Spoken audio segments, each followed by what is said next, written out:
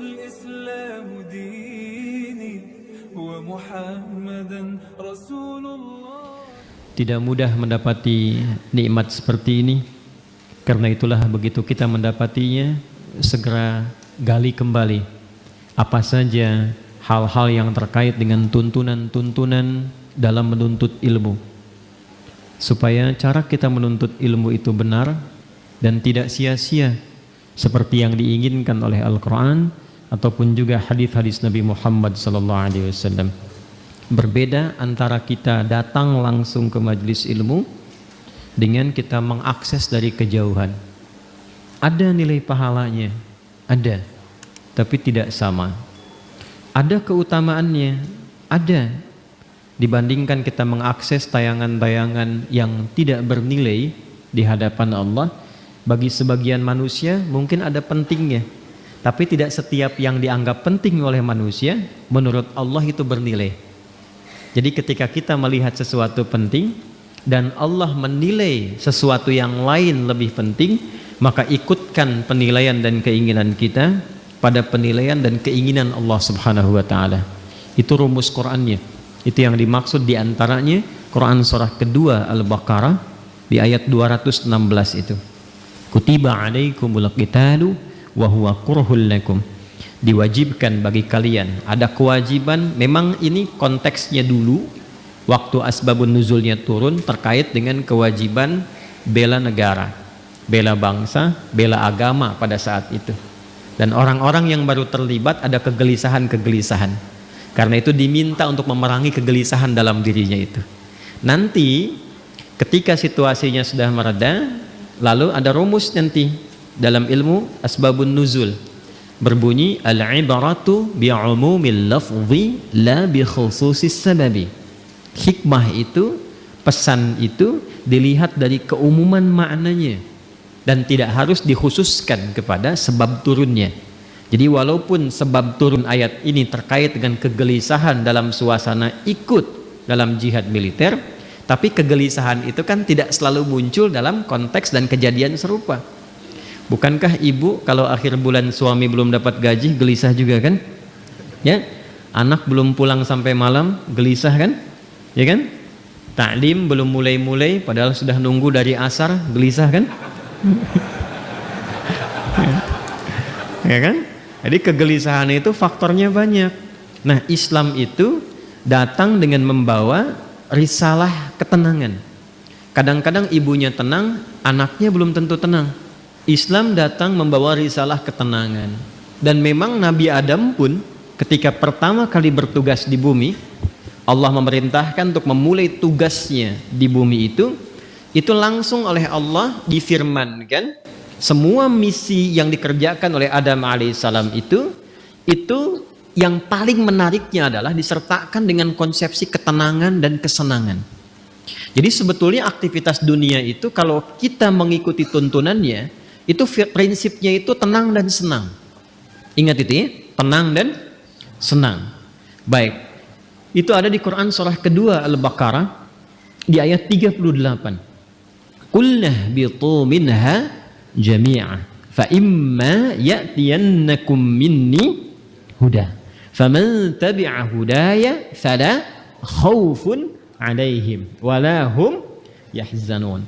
Sekarang misi dimulai, kata Allah. Adam, Hawa turun semua ke bumi, misi dimulai. Karena Nabi Adam, kakek moyang kita, dan istri beliau Sayyidah Hawa alaihissalam, ingat ya, Allah menciptakan manusia pertama itu Adam dan Hawa, bukan Adam dan Hendra. Ingat ya, Adam dan Hawa. Jelas? Betul ya? Betul. Jadi begitu kemudian disampaikan, misinya diviralkan. Apa tujuan mencipta Adam dan nanti keturunan yang disebut dengan Bani Adam, disebutkan 7 kali dalam Al-Quran itu, fungsinya adalah di bumi terkait dengan ibadah. Quran surah ke-51 ayat 56, "Wa ma khalaqtul jinna wal insa illa liya'budun." Nanti pekerjaan ibadahnya bukan di langit. Yang di langit ada malaikat yang bertasbih, bertahmid, bertakdis. Nanti di ayat 30 terusannya ditemukan. Ya kan? Wa nahnu nusabbihu bihamdika wa nuqaddisulah. Ya kan? Ada yang di langit. Cuma tugas kita bukan di langit. Tugasnya di mana? Di bumi. Itu yang dimaksudkan Al-Baqarah ayat 30. Wa idz qala rabbuka lil malaikati inni ja'ilu fil ardi khalifah. Tugas kita memakmurkan bumi, tugas kita beribadah di bumi ini. Karena tugasnya di bumi, maka Adam diturunkan. Ketika sudah siap, diturunkan ke bumi. Yang paling menarik, perhatikan kalimatnya. Fa imma ya'tiyannakum minni hudan. Maka tatkala misi dimulai itu, bersamaan dengan misi dimulai, Allah turunkan kemudian petunjuk pedoman berkehidupan supaya misi itu sukses dituntaskan. Ini bukti kasih Allah kepada kita. Tidak pernah memberikan kepada kita sebuah tugas berkehidupan kecuali diberikan perangkatnya. Demi Allah saya katakan, saking sayangnya Allah kepada kita, tidak pernah menugaskan apapun kepada hamba itu. Yang sering kita sebut dengan ujian itu. Jadi nggak mungkin setiap hamba itu diuji kalau tidak diberikan perangkat untuk menyelesaikan ujian itu. Bahkan yang paling rahman, karena itu sifat rahman hanya dilekatkan kepada Allah, tidak yang lain. Quran surah ke-17 ayat 110, Qulid'ullaha awid'ur rahman. Ya, ibu masih punya rahim. Manusia masih bisa belajar dari keteladanan itu, tapi rahman hanya milik Allah. Karena kasihnya begitu luas. Jangankan diberikan perangkat, dengan sifat rahmat Allah itu, kaidah langsung diturunkan. Allah langsung memberikan penjelasan, tidak mungkin bahkan seorang hamba diuji melampaui batas kemampuannya. La yukallifullahu nafsan illa. Itu sayangnya Allah kepada kita. Jadi nggak mungkin setiap kita itu diuji dengan persoalan. Apapun itu dalam kehidupan, kecuali kita memang punya kesanggupan menyelesaikan itu. Itu mesti yakin. Karena Allah yang sampaikan. Dan jangan diduga bahwa setiap orang yang duduk di sini tidak punya masalah, belum tentu. Ini wajah penuh persoalan semua gitu. Setiap kita punya persoalan yang berbeda-beda. Dan mesti yakin, ini kalimat pertama, dan secara psikologis ini susah ditemukan dimanapun. Itu akan memberikan ketenangan pada jiwa kita. Jadi kalau bahasa psikologinya begini, ketika ada persoalan, katakan pada diri kita, kita pasti bisa menyelesaikan ini. Itu lebih menenangkan kepada jiwa dibandingkan membuat status. Kenapa harus aku ya Allah? Gak akan selesai. Ingat ya, ujian tidak tuntas dengan menuliskan sebuah status. Tapi ujian bisa tuntas dengan membangun keyakinan kepada diri bahwa itu bisa kita sempurnakan. Lalu turunlah surah Al-Insyirah untuk memberikan kelapangan kepada jiwa. Inna ma'al usri yusra. Itu konsepsinya jelas. Jadi kalau sedang punya persoalan, katakan dulu pada diri kita, insya Allah saya mampu mengatasi ini. Satu. Yang kedua, setiap masalah pasti ada solusinya. Kalau dipersingkat tuh begini, bahasa singkatnya, pasti selesai. Pasti selesai, insya Allah. Itu kalimat ini, dua kalimat yang mahal ini, itu memberikan pengaruh kepada jiwa itu luar biasa. Dan itu sangat mahal, sangat mahal. Anda kalau konsultasi ke psikolog untuk dapat dua kalimat ini saja, berapa biaya yang dikeluarkan? Ya, kan saya sering katakan kan, ketenangan itu kadang lebih mahal kan dibandingkan harta yang dimiliki. Orang untuk mendapatkan ketenangan itu mesti kadang merogoh kocek yang sangat luar biasa. Karena itu seringkali ketenangan itu tidak bisa dibandingkan dengan materi yang didapatkan. Masih ingat kan pertanyaan yang sering saya ajukan? Pilih mana? Kaya tapi gelisah atau miskin tapi tenang? Masih ingat 2 tahun lalu? Kaya tapi gelisah atau miskin tapi tenang? Coba, nggak ada pilihan ketiga. Nggak mudah kan? Baik. Nah karena itu konsepsi dasar dalam kita berkehidupan itu mesti tenang. Saya kalau mengajar andanya nggak tenang, nggak mungkin pelajaran bisa disampaikan. Saya pun kalau sedang tidak tenang, nggak mungkin bisa menyampaikan materi dengan baik. Ketenangan itu penting. Karena itulah ketika Adam mulai diturunkan ke bumi, kalimatnya, "Faman tabi'a hudaya fala khaufun." Fala khauf itu tidak ada kegelisahan. Apa lawannya gelisah? Tenang. Jadi konsepsi dasar keberhidupan di bumi itu sesungguhnya penuh dengan ketenangan. Dasarnya itu. Kapan ketenangan itu tiba? Faman tabi'a hudaya. Ketika petunjuknya diikuti. Jadi kalau ada keberhidupan kita dalam konteks apapun, apakah di rumah tangga, di pekerjaan di kantor, kehidupan sosial yang membuat kita tidak lebih tenang, boleh jadi, maaf, bukan karena jabatan yang kurang tinggi. Mungkin bukan hartanya kurang banyak. Bukan karena gelar belum banyak terkumpul. Boleh jadi interaksi kita dengan pedoman yang telah Allah tetapkan itu belum tinggi. Coba keluarkan pedomannya. Kemudian walahum yahzanun, dan tidak larut dalam kesedihan. Apa lawannya sedih? Senang. Harusnya keberhidupan di bumi itu konsepnya tenang dan senang. Mau di sini senang, mau di sana senang, di sini, di sana, di mana-mana. Iya. Itu memang konsep dasar berkehidupan. Kapan itu terjadi? Kapan? Bukan untuk disyairkan, dilirikan, tapi untuk dikaji. Ketika faman tabi'a hudaya, ketika pedoman itu diikuti. Karena itu, saking rahmannya Allah kepada kita dari sejak generasi Adam alaihissalam, kemudian berganti berketurunan, Adam, Hawa menyatu, melahirkan keturunan. An-Nisa ayat yang pertama, ya ayyuhan nasu taqu yarhamukallah rabbakumul ladzi khalaqakum min nafsin wahidah wa khalaqa minha wa batha minhuma rijalan katsiran wa nisaa wattaqullaha alladzi tasaaluna bihi wal arham innallaha kana 'alaikum raqiba. Adam, Hawa, Quran surah 4 ayat 1 menyatu melahirkan keturunan lelaki dan perempuan. Lalu menyebar semuanya ini. Berbeda-beda tempat. Ya, boleh jadi beda RT, beda RW, beda kecamatan sampai beda benua. Bahkan sukunya bisa tidak sama. Dalam bahasa Arab perbedaan komunitas disebut dengan sya'bun, jamaknya disebut syu'ubun.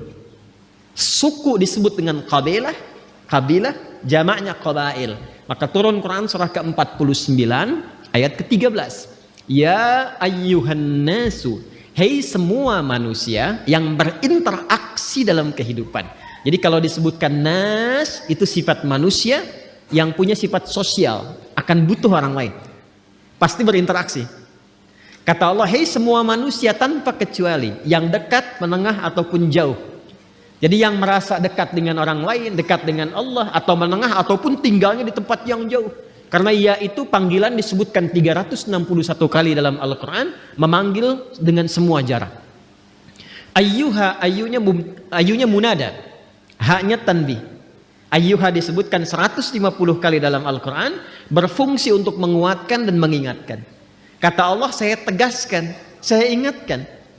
Kalian semua itu, inna khalaqnakum min dzakari wa untha. Dengan keagunganku. Jadi saking kita itu dinilai tinggi oleh Allah, maka ayatnya dibuka dengan kata inna, menggunakan bentuk ta'zimun nafsi li ta'zimi sya'ni. Rumus cepatnya begini, rumus cepatnya. Jika ada dalam Al-Quran dibuka dengan kata inna, na-nya panjang, tidak pendek. Karena ada inna. Jelas? Wal 'asr. Quran surah 103, wal 'asr. Innal insana lafi khusr. Itu yang pendek. Innal insan. Ya, itu inna di situ huruf taukid. Inna harfu nasbin wa taukidin tansibul isma wa tarfa'ul khabara mabniyun 'alal fathi la mahalla lahu minal i'rabi. Itu gramatikal nahwunya. Tapi kalau ada panjang inna, maka itu gabungan dari inna pendek plus na panjang, singkatan dari nahnu. Rumus cepatnya, kalau dibawa ke Quran terkait dengan Allah, jangan diartikan jamak. Awas, kita ini ngaji ilmu balaghah, jangan diartikan jamak, nggak tepat kalau jamak. Ya, karena itu kita harus bahas dengan ilmunya. Maka di ilmu balaghah nanti itu ada kaidah begini, ada kaidah nanti disebut dengan huruf-huruf menunjukkan ta'zimun nafsi, menghadirkan keagungan zat. Keagungan zat.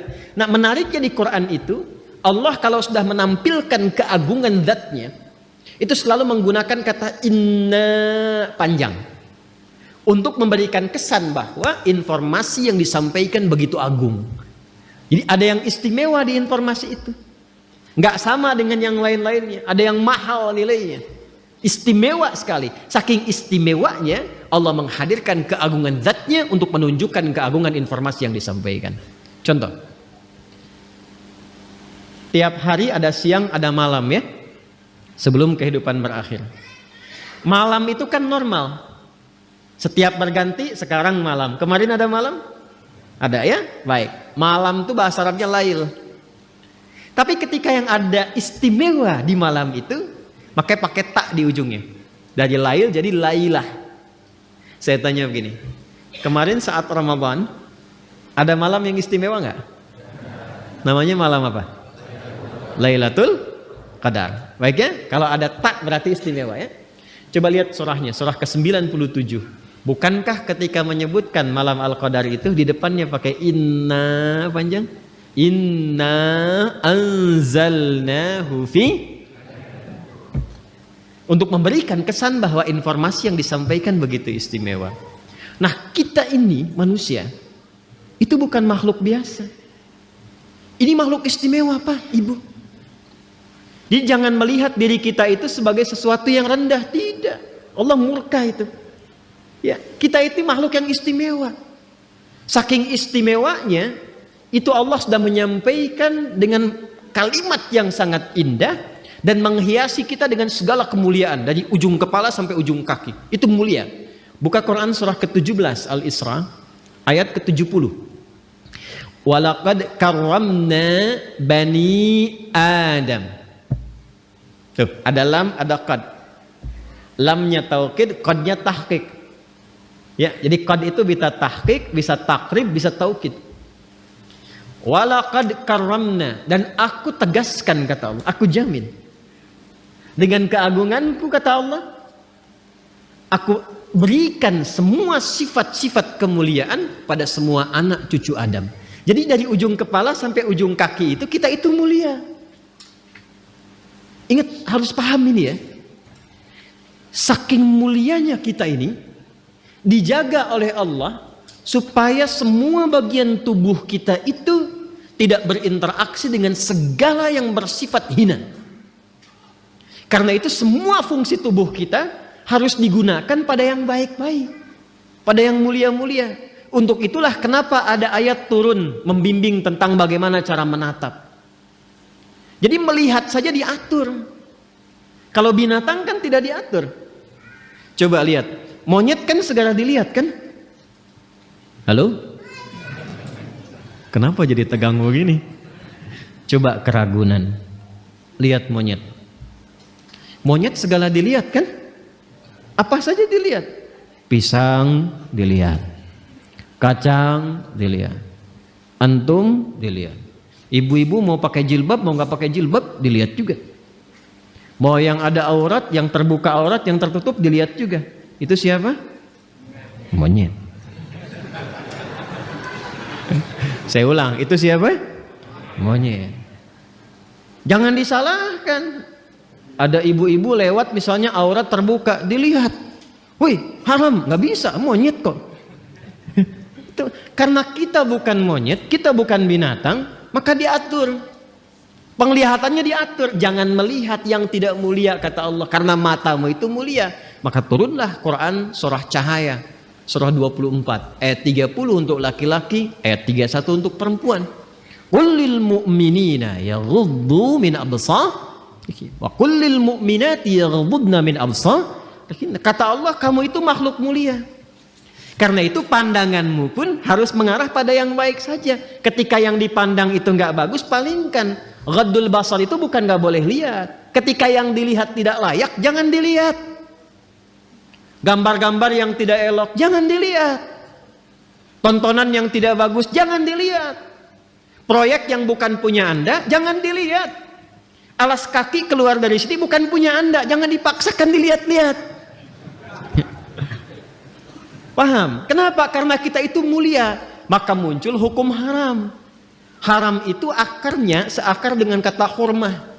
Diserap ke dalam bahasa Indonesia menjadi hormat. Hormat itu dari bahasa Arab. Asalnya hukum haram itu, ini dasarnya filosofinya, maknanya.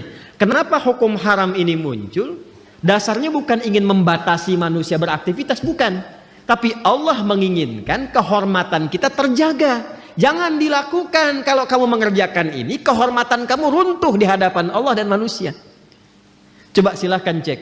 Kalau ada orang mencuri, dan diketahui mencuri dipublikasikan, kehormatannya runtuh tidak? Runtuh. Pezina diketahui, runtuh. Membegal, pencuri, perampok, koruptor, terbuka, runtuh. Allah tidak ingin, Allah tuh sayang dengan kita, jangan sampai terjadi. Jadi tidak harus semua dilihat. Yang melihat semuanya tanpa batasan, siapa? Jadi kalau ada manusia ingin selalu melihat tanpa ada batasan, ya patut dipertanyakan, di mana nilai kemanusiaannya? Jelas sampai di sini? Ini gambaran ujung kepala sampai dengan ujung kaki. Jadi Allah tuh saking sayangnya, satu, menginginkan kita selalu tenang, senang, menginginkan kita terhormat. Jadi kurang sayang apa lagi? Kurang sayang apa lagi? Nah, dan yang paling menarik adalah ketika kita terlahir ke muka bumi ini, diberikanlah kemudian bekal-bekal untuk mendapatkan itu semua. Ini karena edisi spesial, saya akan menggali ini saja, karena ini sekaligus yang memberikan sebuah petunjuk langsung dari Al-Quran dan hadis-hadis Nabi Muhammad SAW untuk mendapatkan ketenangan tadi, kenyamanan tadi, keterjagaan tadi. Maka sejak manusia terlahir, diberikanlah fitrah berkehidupan, ditanamkan dalam jiwanya yang akan menjaga dia tetap dalam status yang terhormat di hadapan Allah. Itulah potensi fitrah yang disebut dengan takwa. Maka turunlah Quran surah ke-91 di ayat 7 sampai dengan ayat 10. Wa nafsi wa ma sawwaha. Dan demi jiwa setiap manusia yang disempurnakan penciptaannya, fa'alhamaha fujuraha wa taqwa. Maka demi menyempurnakan itu, ditanamkanlah pada dirinya fitrah, potensi-potensi kebaikan, yaitu satu, katalisnya namanya fujur, dan inti hidup berkebahagiaan itu yang disebut dengan takwa. Tugas kita adalah mengoptimalkan fitrah potensi takwa ini. Jadi kalau kita bisa keluarkan itu, naik cahayanya, naik ke mata, itu mata tidak akan pernah menatap kecuali yang baik-baik saja. Turun ke lisan orang yang sudah punya takwa, itu lisannya akan terjaga, tidak pernah dia bertutur kecuali yang mulia saja, sampai ke ujung kaki. Dan menariknya, selama kita menunaikan ibadah siam itu, puasa Ramadan, seluruh ibadahnya, siang, malamnya, subuhnya, sorenya, itu desain ibadahnya semua untuk mengoptimalkan potensi takwa kita. Karena itulah ketika turun perintah puasa di Al-Baqarah ayat 183, maka ditutuplah di akhir ayatnya dengan apa yang tadi kita utarakan. Ya ayyuhalladzina amanu kutiba alaikumus siyam kama kutiba alal ladzina min qablikum la'allakum tattaqun. Hei semua orang yang telah menyatakan beriman kepada Allah, mulai detik ini diwajibkan bagi kalian menunaikan ibadah siam Ramadan seperti orang-orang dulu pun pernah mendapati kewajiban puasa itu. Tujuan desain dari ibadah puasa itu la'allakum tattaqun, supaya kalian mampu mengoptimalkan potensi takwa itu. Kalau sudah jadi mendapati bagian dari takwa itu, maka berubah nanti namanya. Kalau sendiri disebut taqi, kalau jamak disebut muttaqin. Kalau jamak disebut apa? Muttaqin. Orang kalau sudah mendapatkan muttaqin statusnya dan dia berlatih dengan amalan-amalan khusus, maka Allah jamin semua gerak langkah hidupnya akan langsung dibimbing oleh Allah dan dipastikan semua aktivitasnya berdampingan dengan kesuksesan dan kebahagiaan. Itu konsepsi dasar di ayat 2 sampai dengan 5 di surah Al-Baqarah. Dzalikal kitabu la raiba fihi hudal lil muttaqin. Siapa muttaqin itu? Ayat 3-nya. Alladzina yu'minuna bil ghaib. Baik, latihannya. Wa yuqimunas wa mimma razaqnahum walladzina yu'minuna bima unzila ilaihi wa ma unzila min wa bil akhirati hum yuqinun. Lihat, ulaika ala hudam rabbi wa ulaika humul muflihun. Langsung ke ayat 5. Mereka itulah orang-orang yang akan selalu diberikan bimbingan oleh Allah dalam setiap langkah hidupnya. Tidak ada yang paling indah kecuali mendapatkan bimbingan Allah. Hidayah itu coba citrakan sebagai bimbingan.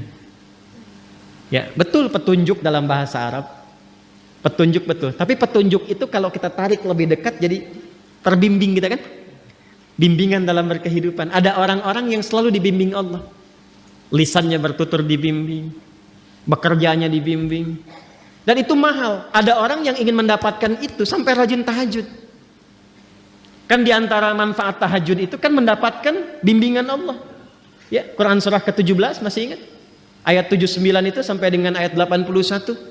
Wa minal laili fatahajjad bihi nafilatan laka asa ay yab'atsaka rabbuka maqaman mahmuda. Kemudian apa yang terjadi? Wa qur rabbi adkhilni mudkhala sidqin wa akhrijni mukhraja sidqin waj'alni lil muttaqina masyaallah waj'alni min ladunka sultanan nasira.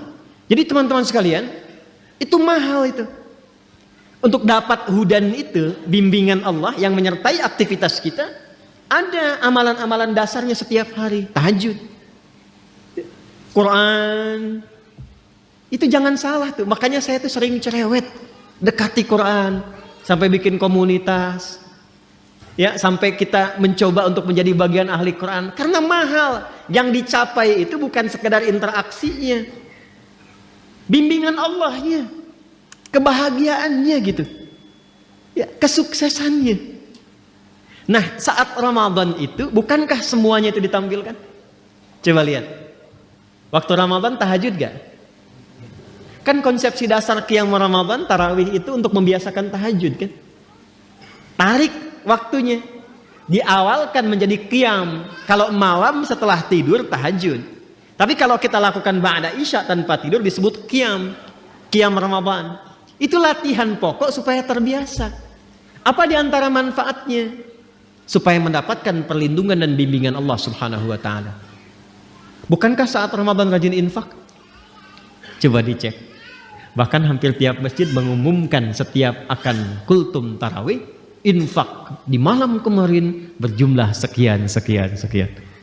Bukankah saat Ramadan mencari anak yatim, fakir miskin, ada zakat fitri? Ramadan kemarin khatam Quran? Khatam ya? Alhamdulillah. Bukankah saat Ramadan rajin sholat?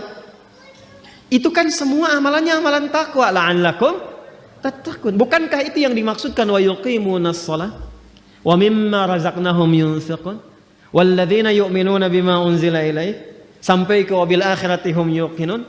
Sekarang tinggal kita rasakan setelah melewati Ramadan sampai dengan hari ini. Coba rasakan. Sudah dapat belum? Ulaika ada hudam mir rabbihim wa ulaika humul muflihun. Pertanyaan terbesarnya, apakah sampai detik ini kita sudah menjadi bagian dari insan bertakwa atau belum? Kalau sudah mendapati itu, kita bagaimana cara mempertahankannya? Kalau belum mendapati itu, bagaimana mengoptimalkannya? Itu yang coba kita gali di pertemuan malam hari ini. Jadi apa yang saya uraikan tadi ba'da maghrib sampai ini baru muqaddimah ya. Baik. Yuk catat dulu surahnya sama ayatnya. Alhamdulillah. 1. Catat dalilnya dulu. Ini bahasan spesial yang mungkin tidak saya bahas lagi karena selanjutnya kita akan kembali mengaji kepada tafsir dan nanti saya akan berikan referensi-referensi untuk kajian kita berikutnya. 1. Quran surah ke-91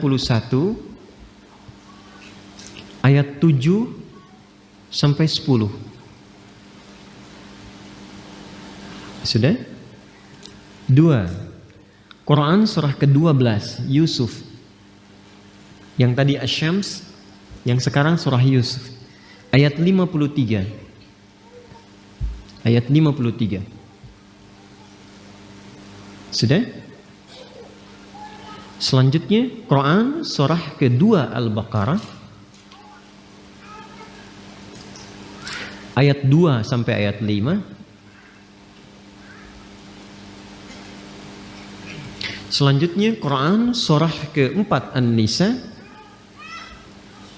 ayat 17 sampai ayat 18. Selanjutnya yang kelima Ini yang pokok saja ya, nanti yang lainnya saya detilkan. Quran surah ke-89 Al-Fajr. Ayat 27 sampai ayat 30. Sudah? Baik. Oke, pelan-pelan. Ini baru sampai sakaratul maut.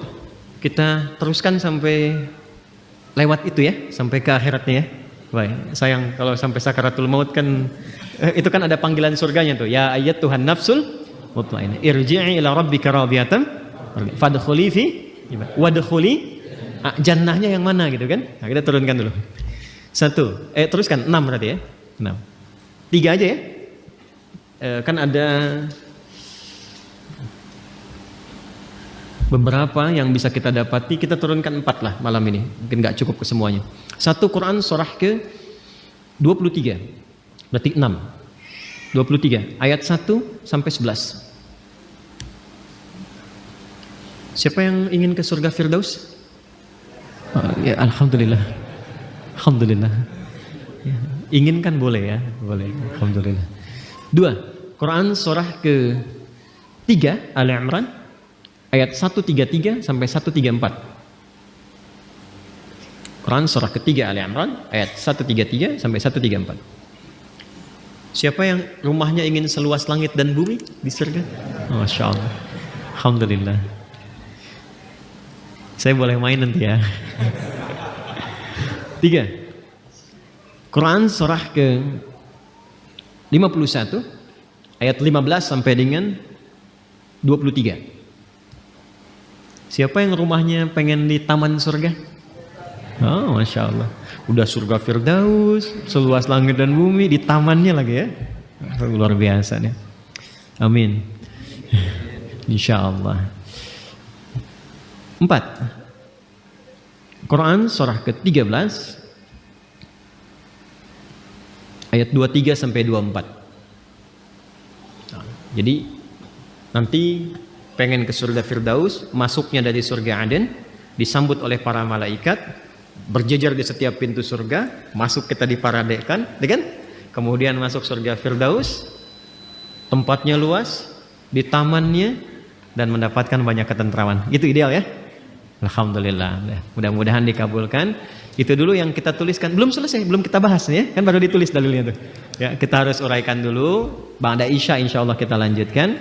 Sementara kita jeda, saudara-saudariku, kita akan melanjutkan kembali kajian kita.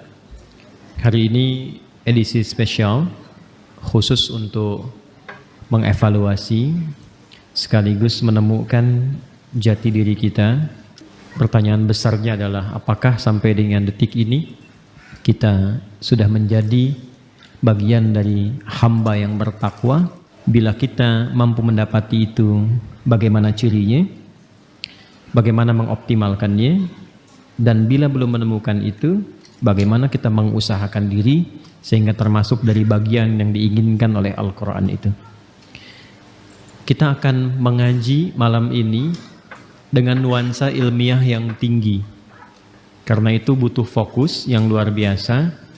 Karena boleh jadi detil pembahasan ini belum didapati di kitab-kitab khusus.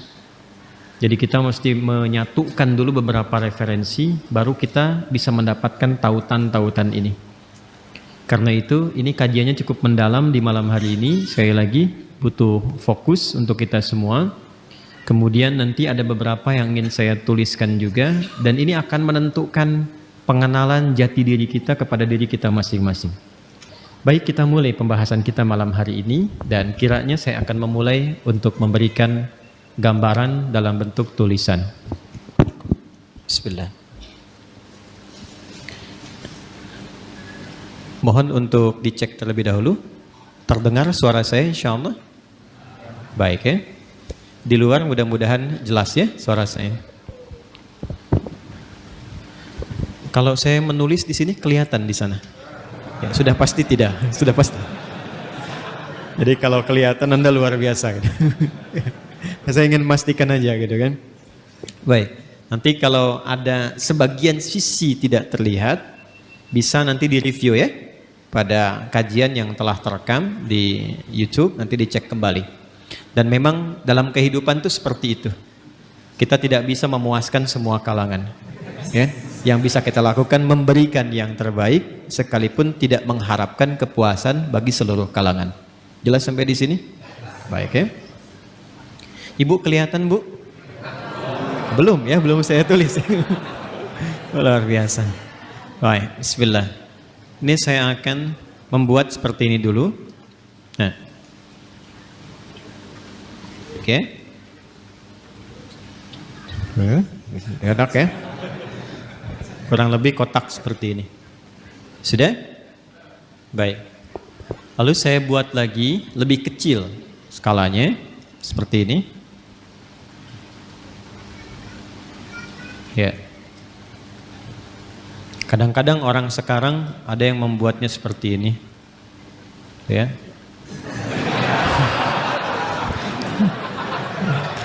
Kita hapus saja ya.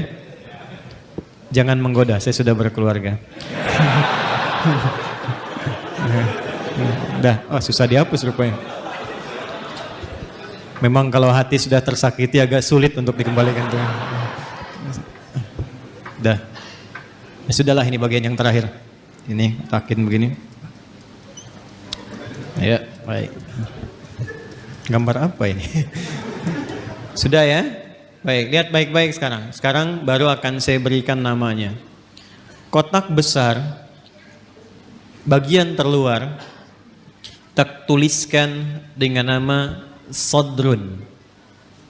Sodrun, Sod, Dal, Ra. Jamaknya Sudur. Sudah? Tenang, pelan-pelan dulu. Saya tes ya. Kotak besar bagian terluar diberi nama dengan apa?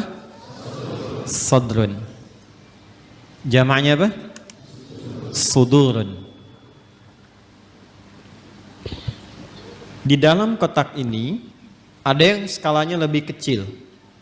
Yang kedua ini, setelah kotak yang besar, di dalamnya ada lagi. Ini ilustrasi saja ya. Saya buat kotak lagi, diberi nama Qalbun.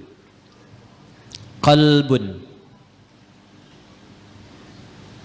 Jamaknya Qulubun. Namanya Qalbun, jamaknya apa? Qulubun. Baik. Pelan-pelan. Di dalam kotak ini ada yang paling kecil. Ingat, ada 3 ya. Ada 3. 1 sodrun, jamaknya sudurun. Kedua qalbun, jamaknya qulubun. Yang paling dalam ini namanya nafsun. Nafsun.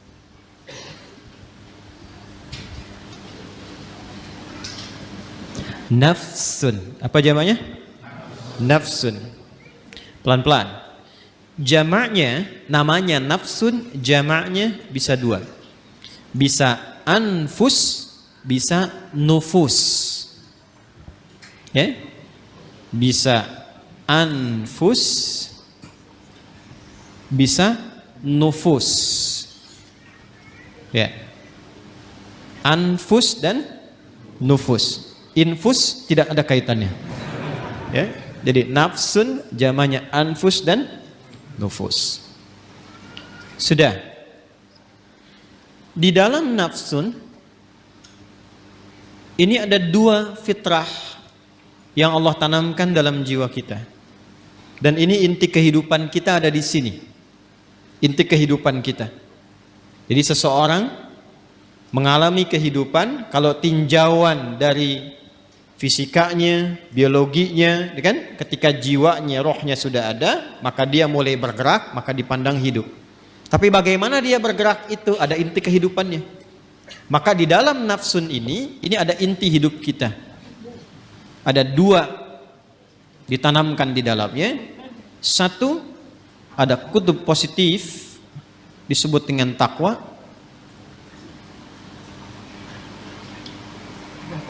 Ada lawan dari sini, terlihat sekilas lawan. Padahal nanti intinya sebetulnya sebagai katalis ya, untuk mensupport supaya nilai takwa ini muncul. Yang kedua disebut fujur namanya. Ya. Dan ini nanti sifat kehidupan ini akan seperti ini. Selalu ada positif, negatif, kutub positif, kutub negatif. Apapun itu, kalau mau ditarik ke dunia elektrik juga seperti itu. Di baterai itu kan ada kutub positif, ada kutub negatif. Di kimia itu di atom ada proton, ada elektron. Gitu kan ya? Baik. Kita lepaskan dulu semua itu. Kita kenali diri kita saja supaya tidak terlampau melebar. Nah, ini inti jiwa kita itu di dalam diri kita yang terdalam itu ada ini, ada takwa dan fujur. Dalilnya apa? Ke Quran surah 91 Asy-Syams ayat 7 sampai 10 tadi yang Anda tuliskan yang pertama kali. Wa nafsin wa ma sawaha. Dan demi nafas ini, demi jiwa, demi nafas yang telah sempurna penciptaannya. Ya, sawwa itu sempurna. Kapan itu sempurna menjadi nafas? Ketika roh mulai masuk ke dalam diri, ke dalam jasad. Di usia 4 bulan. Jadi usia 4 bulan itu roh ditiupkan menyatu ke dalam jasad. Pelan-pelan. Dari mana taunya? Nanti dibuka hadis Nabi Muhammad SAW. Kalau paling mudah mungkin lihat saja Al-Arba'in, kan lebih mudah diakses ya. Hadis nomor keempat dari sahabat Abdullah bin Mas'ud radhiyallahu taala anhu. An Abi Abdurrahman Abdullah bin Mas'ud radhiyallahu taala anhu qala Rasulullah sallallahu alaihi wasallam wa huwa sadiqul masduq inna ahadakum yujma'u fi batni ummihi 40 yawman nutfah thumma yakunu mithla dhalika 'alaqah thumma yakunu mithla dhalika mudghah thumma yursalu ilaihi al-malak fayanfukhu fihi ruh. Jadi setiap kita anak cucu Adam dicipta oleh Allah, berproses dalam rahim ibundanya itu 40 hari pertama proses percampuran antara spermatozoa dengan ovum. 40 hari kedua membentuk zigot. Mulai menempel di dinding rahim, mulai berproses. 40 hari ketiga menjadi mudghah. Sebentuk daging keratan. Mulai ada bentuknya di 40 hari ketiga ini baru kemudian diutus malaikat untuk meniupkan roh dengan izin Allah Subhanahu wa taala. 40 hari ketiga, 40 hari dikali 3, berapa jumlahnya? 120 hari. Kalau 1 bulan itu kita genapkan misal 30 hari, 120 bagi 30 berapa? 4. Maka bertemu 4 bulan. Jadi ketika ada seseorang mengandung, seorang ibu misalnya, maka usia 4 bulan kandungan itu roh ditiupkan. Sudah ada roh tertanam. Dan nanti amalannya sudah beda, ingat. Antara roh belum masuk dengan roh sudah masuk itu berbeda amalannya.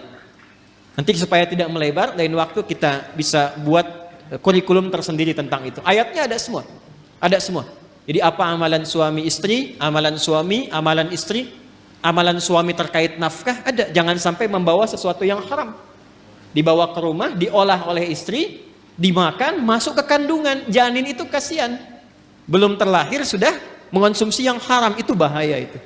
Bahaya. Dan nanti mengembalikannya nggak mudah. Ya, yuk pelan-pelan. Kembali ke sini. Nah, usia 4 bulan kandungan, ditiupkan roh. Di situ kemudian terjadi dialog kita untuk berkomitmen menuhankan Allah. Nanti ada diabadikan di Quran surah ke-7 Al-A'raf ayat 172. Tadi saya berjanji detailnya tidak saya tuliskan dulu. Ini untuk melengkapi apa yang tadi disampaikan. Wa idh akhadha rabbuka min bani adama min zuhurihim dzurriyyatahum wa ashhadahum ala anfusihim alastu bi rabbikum qalu bala syahidna. Jelas sampai sini? Nah, ini usia 4 bulan kandungan. Ketika roh ditiupkan, menyatu kemudian dengan jasad, maka berubah nanti namanya menjadi nafas. Jelas? Berubah menjadi apa? Nafas. Dari sini kemudian muncullah tanda-tanda keberhidupan. Makanya diserap ke dalam bahasa Indonesia dengan nafas. Seseorang dikatakan hidup bila masih ada tanda-tanda nafas. Itu dalam bahasa Indonesianya. Paham sampai sini? Nah, ketika sempurna itu, dari mana taunya? Roh masuk ke dalam fisik, kemudian sempurna penciptaan jadi nafas ini. Nanti lihat di Quran surah ke-15 ayat 28. Quran surah 15 Al-Hijr ayat ke-28.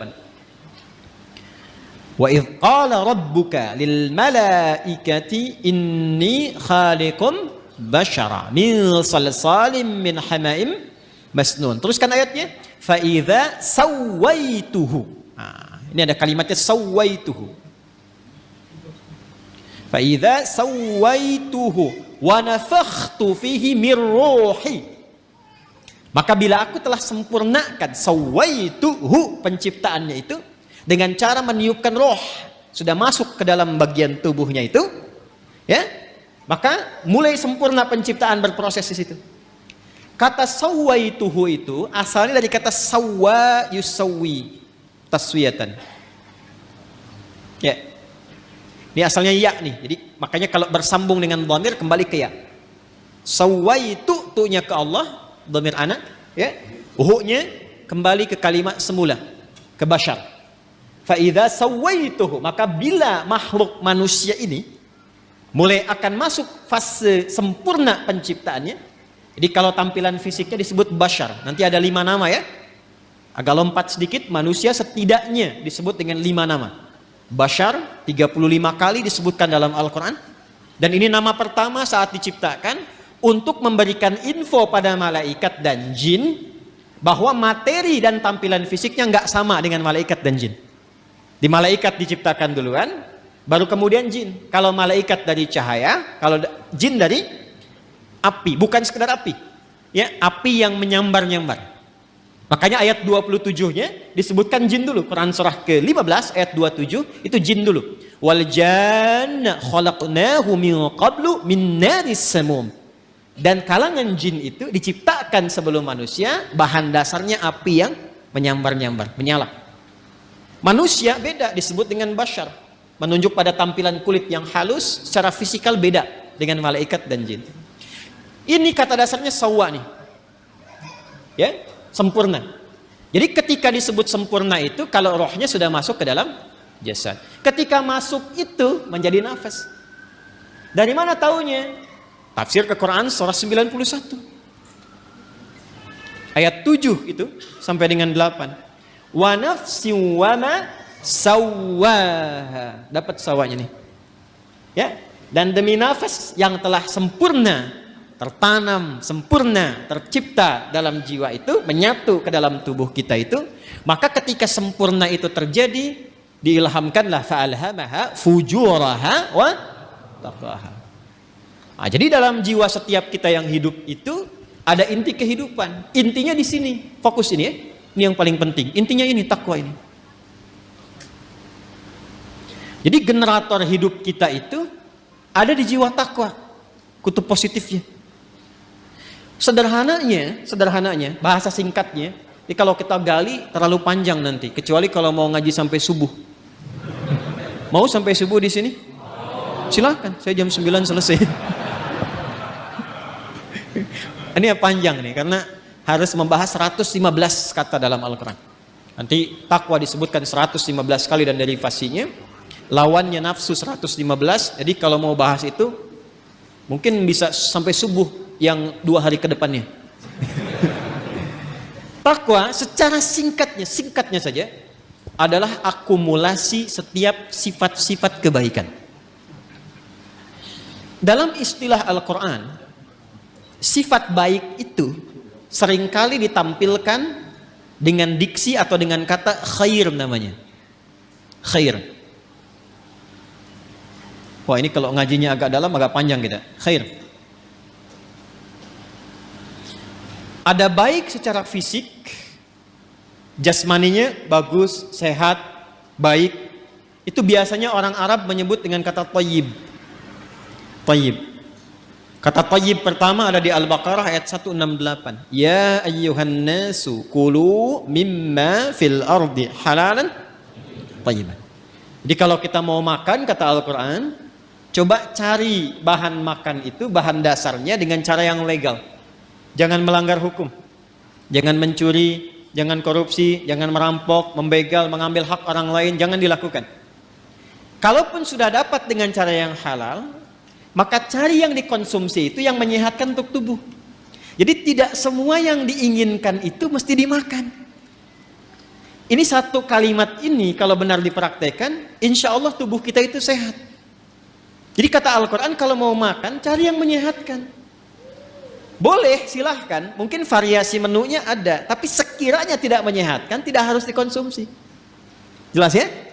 Itu indah sekali, sehingga membuat tampilan fisik kita itu sehat. Sambal bagus, tapi sambal satu baskom tidak bagus. Membuat fisiknya sehat, kuat, itu namanya apa? Thayyib. Tapi kan tidak semua yang fisiknya sehat itu sifatnya juga sehat.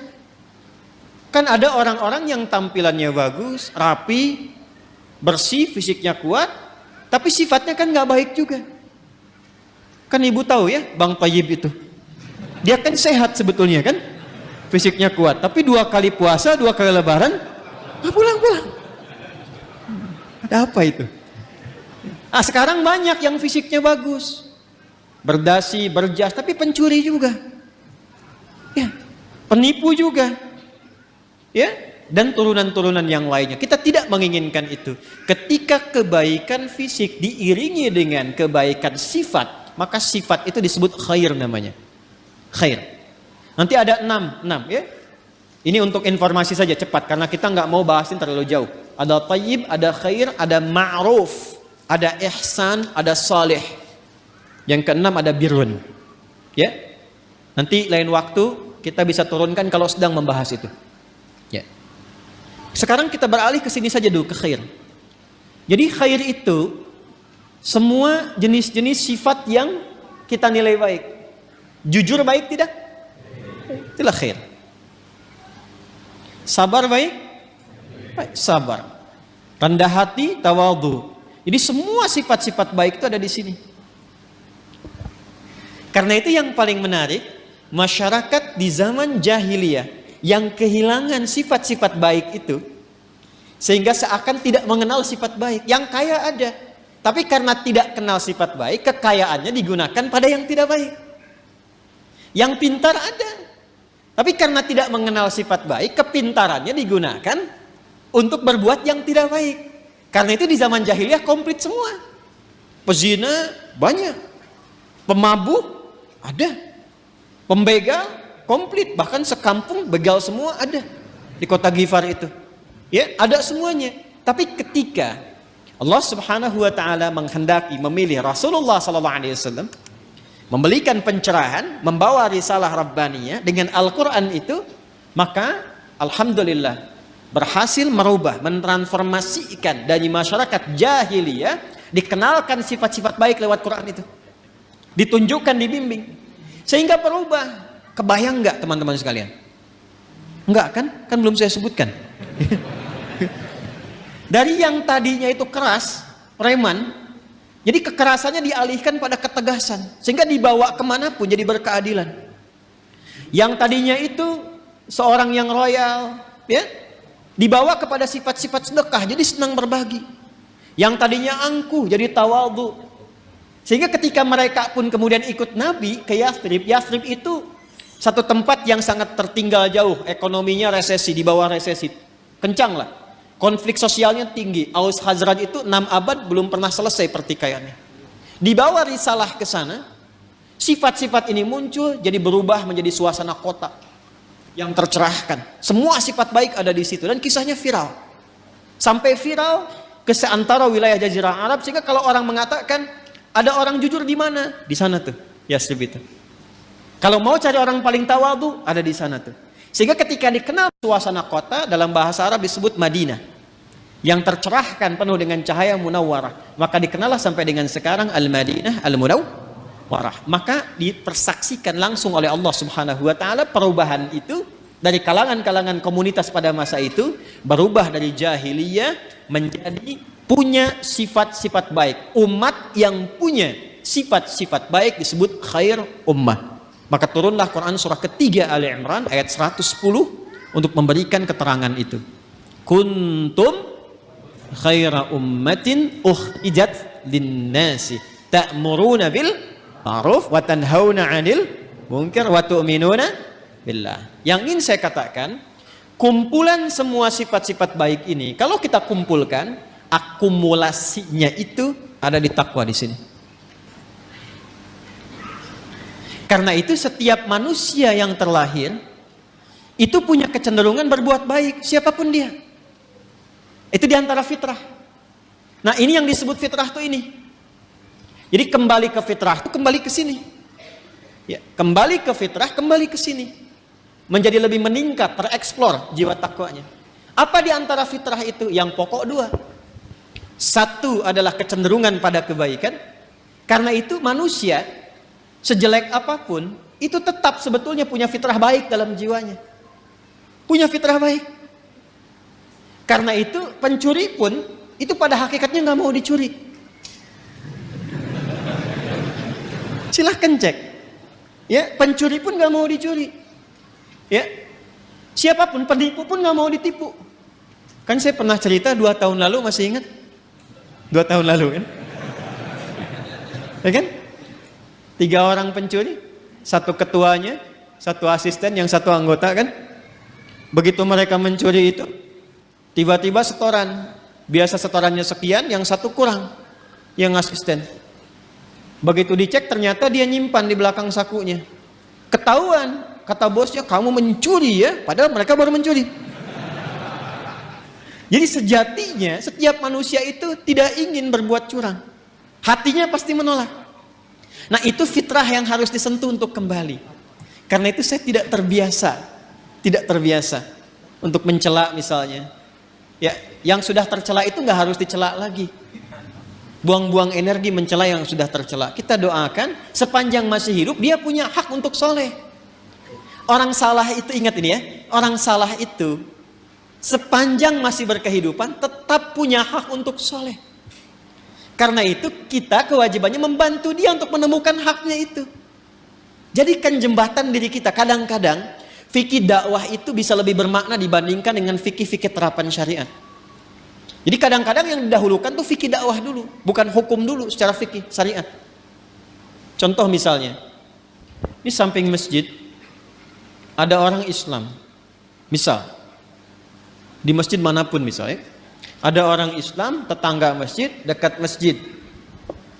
Ilustrasinya, ini masjid misalnya, di sini rumah, ya jarak 5 meter, ini speaker masjid ke sini misalnya.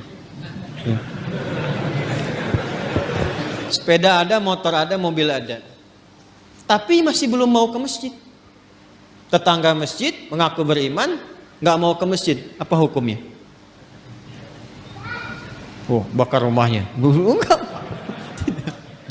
Ya. Nah, sebelum kita berbicara hukum haram, hukum halal, hukum ini itu, kita baca dulu dengan fikih dakwah. Hukumnya ajak dia ke masjid. Paham? Minimal kita doakan dalam sujud. Masih ingat 2 tahun lalu? Selalu begitu kan kisahnya kan? 2 tahun lalu saya pernah cerita kan? Ya, 1 kali di satu tempat komplek bagus, tapi bukan di sini. Jangan khawatir warga di sini, bukan di sini. Sebelum saya ke sini, ada cerita, Ustaz, komplek ini mewah bagus, tapi warganya Muslim belum senang ke masjid, sehingga safnya itu sedikit gitu. Oh begitu Pak, Masya Allah saya bilang. Sudah didoakan? Sudah ditengok? Belum. Kalau begitu begini Pak, besok Bapak beli buah. Habis subuh libur, ya Sabtu, dari masjid bawa buah, mampir ke rumahnya dia. Yang Muslim itu yang belum ke masjid. Nanti Bapak ke situ, kalau dia tanya, Assalamualaikum, aja apa kabar? Bapak bilang, Waalaikumsalam warahmatullahi wabarakatuh. Dia, Bapak sehat? Saya kira Bapak sakit, nggak kelihatan di masjid. Ini ada buah gitu. Coba aja dulu. Itu alhamdulillah tuh. Pekan depannya, nambah jamaah itu. Pulang ke masjid. Kadang-kadang itu masih didahulukan, deh. Itulah khair. Itulah khair. Jadi akumulasi dari setiap ini, khair itu membentuk karakteristik apa? Takwa. Nah ini mesti dioptimalkan. Karena kalau ini keluar, setiap kita insya Allah otomatis jadi orang baik. Ya pasti dia orang baik tuh, insya Allah. Karena Allah yang jamin. Ini mesti dioptimalkan. Nah untuk menjadikan percepatan ini keluar, maka ada katalisnya. Belajar kimia ya. Ya. Kan ada ikatan-ikatan itu ya, termasuk yang mempercepat. Untuk mempercepat ini keluar, muncul. Ya, kalau mangga pengen cepat matang dia apa? Dikarbit ya, bahasa sederhana dikarbit ya. Ini ada katalis supaya cepat keluar ini muncul, maka diciptakanlah lawannya. Lawan ini sejatinya bukan lawan kontra, tapi untuk memberikan stimulus supaya yang ini cepat keluar. Disebutlah fujur namanya. Maka setiap ditemukan sifat baik di sini jujur, maka akan ada lawannya di sini di fujur. Misal, di sini ada jujur, di sini pasti ada dusta. Anda sekuat apapun membuat kalimat, tidak ada dusta di antara kita, tetap dustanya ada. Karena ini bawaan untuk mempercepat ini keluar. Sabar di sini ada amarah. Tawadu, rendah hati di sini ada sombong. Ya. Karena selalu berlawanan. Wa min kulli syai'in khalaqna zawjaini la'allakum tadhakkarun. Segala hal itu aku ciptakan berlawanan supaya kalian sadar, kata Allah, hanya aku yang tunggal, yang tidak punya pasangan. Itu ada di Quran surah 51 ayat 49. Nah, konsepnya begini. Teruskan. Wa nafsin wa ma sawwaha fa'alhamaha fujuraha wa taqwaha. Nah, konsep dasarnya ayat 9-nya. Kalau kita bisa mempraktekkan ini, insya Allah lebih damai, lebih tenang, lebih bahagia. Walaupun mempraktekkan tidak semudah mengucapkan. Qad aflaha man zakkaha. Dijamin kata Allah. Jadi qad itu ada tahqiq, ada takrib. Takrib itu untuk mendekatkan sesuatu. Jadi kalau informasi ada pakai qad berfungsi takrib, artinya momennya sudah dekat. Misal, kan kalau mau salat ada iqamah ya? Qad qamatis salatu qad qamatis salah. Nah, dengar itu? Dengar ya? Qad qamatis salah maksudnya apa? Salat sudah dekat, siap ditunaikan. Qadnya takrib di situ. Ada yang bermakna tahqiq, taukid, penguat, penjamin. Ya, yang di sini itu penjamin, penguat. Ya, qad aflaha man zakkaha. Kata Allah, aku jamin orang akan mendapatkan atau cenderung lebih bahagia, lebih sukses, lebih nyaman hidupnya, zakkaha bila mampu menyucikannya. Ini mahal sekali kalimatnya. Teman-teman, ikhwan, ibu dan bapak, mencuci, tahu mencuci? Sudah pernah nyuci kan? Ya. Mencuci, misal mencuci pakaian, baju. Kalau ada orang mencuci baju, maaf, yang dibuang itu kotorannya atau bajunya? Kotorannya, yakin ya? Bukan bajunya kan? Oh ya. Jadi kotorannya. Supaya apa dicuci? Bersih. Apa lawannya bersih? Kotor. Masya Allah. Jadi kotor itu diciptakan oleh Allah bukan untuk menjadikan tampilan kita kotor, bukan. Tapi untuk menampakkan kebersihan. Sebab gak mungkin ada bersih kalau gak ada kotoran. Jadi filosofi kotor itu bukan untuk menjadikan kita menjadi kotor, bukan. Tapi supaya bersihnya tampak. Sebab kalau nggak ada kotornya ngapain dicuci? Jelas ya?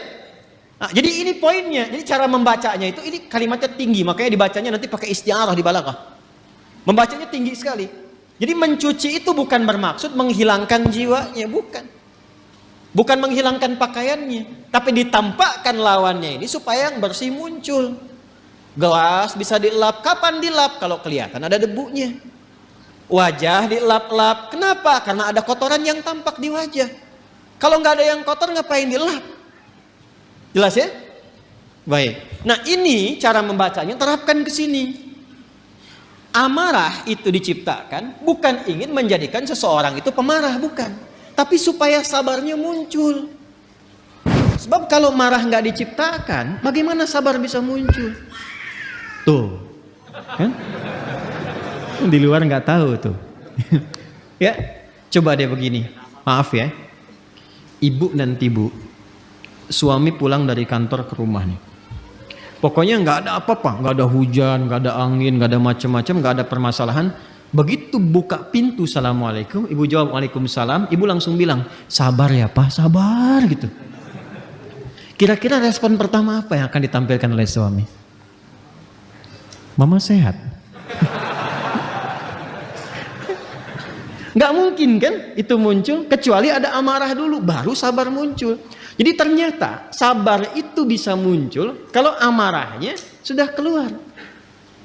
Maka cara memandang setiap persoalan itu paling gampangnya, ingat ya, tadi saya katakan mudah diucapkan, tapi juga tidak mudah untuk dipraktekkan, perlu berlatih. Ketika ada sesuatu yang tidak disukai, cepat cari lawan yang disukai. Karena fujur itu ditampilkan supaya takwanya muncul.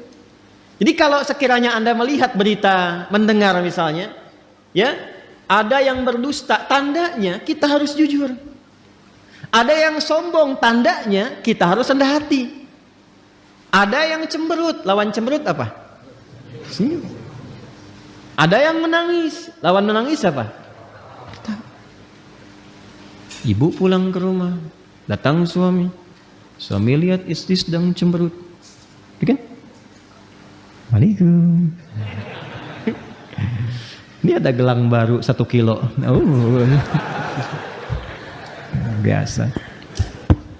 Tapi kan ini nggak mudah. Apalagi kalau ada persoalan-persoalan hikmah. Kadang-kadang nggak seperti itu pula. Tapi ini standarnya. Jadi yang saya ingin katakan adalah itu di takwa semua sifat baik. Yang fujur itu katalis, stimulusnya supaya cepat naik. Persoalannya apa?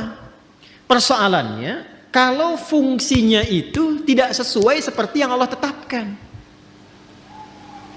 Jadi keluar dari fungsi. Nah ini yang diinginkan oleh setan. Setan itu sejak mula dia mengajukan proposal untuk menggoda anak cucu Adam dan ikut turun ke bumi, dia sudah mengajukan permohonan kepada Allah untuk menggoda, memanfaatkan sifat fujur supaya dia berdiri sendiri, bocor, keluar punya jalur sendiri. Yang seharusnya mensupport takwa muncul, dibikin bocoran di sifat fujur itu supaya keluar sendiri punya jalur. Itu ada di Quran surah keempat An-Nisa ayat 118. Ya. La'anahullah. Kemudian dia berkata, wa qala la attakhidanna min ibadika nasiban mafruḍa. Coba Pak lihat. Nanti kalau ngaji lagi bawa mushaf ya. Ya, Quran surah keempat ayat 118. Paling kanan tuh agak ke bawah. Setan dilaknat oleh Allah, lantas dia mengajukan permohonan. Ya Allah, perkenankan aku.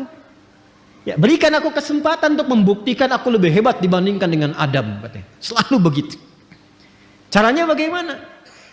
Aku ingin menggoda, memberikan sebuah jalan baru secara halus supaya satu bagian dari 2 bagian fitrah manusia itu, ya, aku berikan jalur sendiri supaya keluar. Dan dari situ muncul kemudian maksiat. Keluar bergeser dari jalur yang benar itu disebut dengan fusuk, ya, pelanggarannya disebut dengan asa, sifatnya disebut dengan maksiat.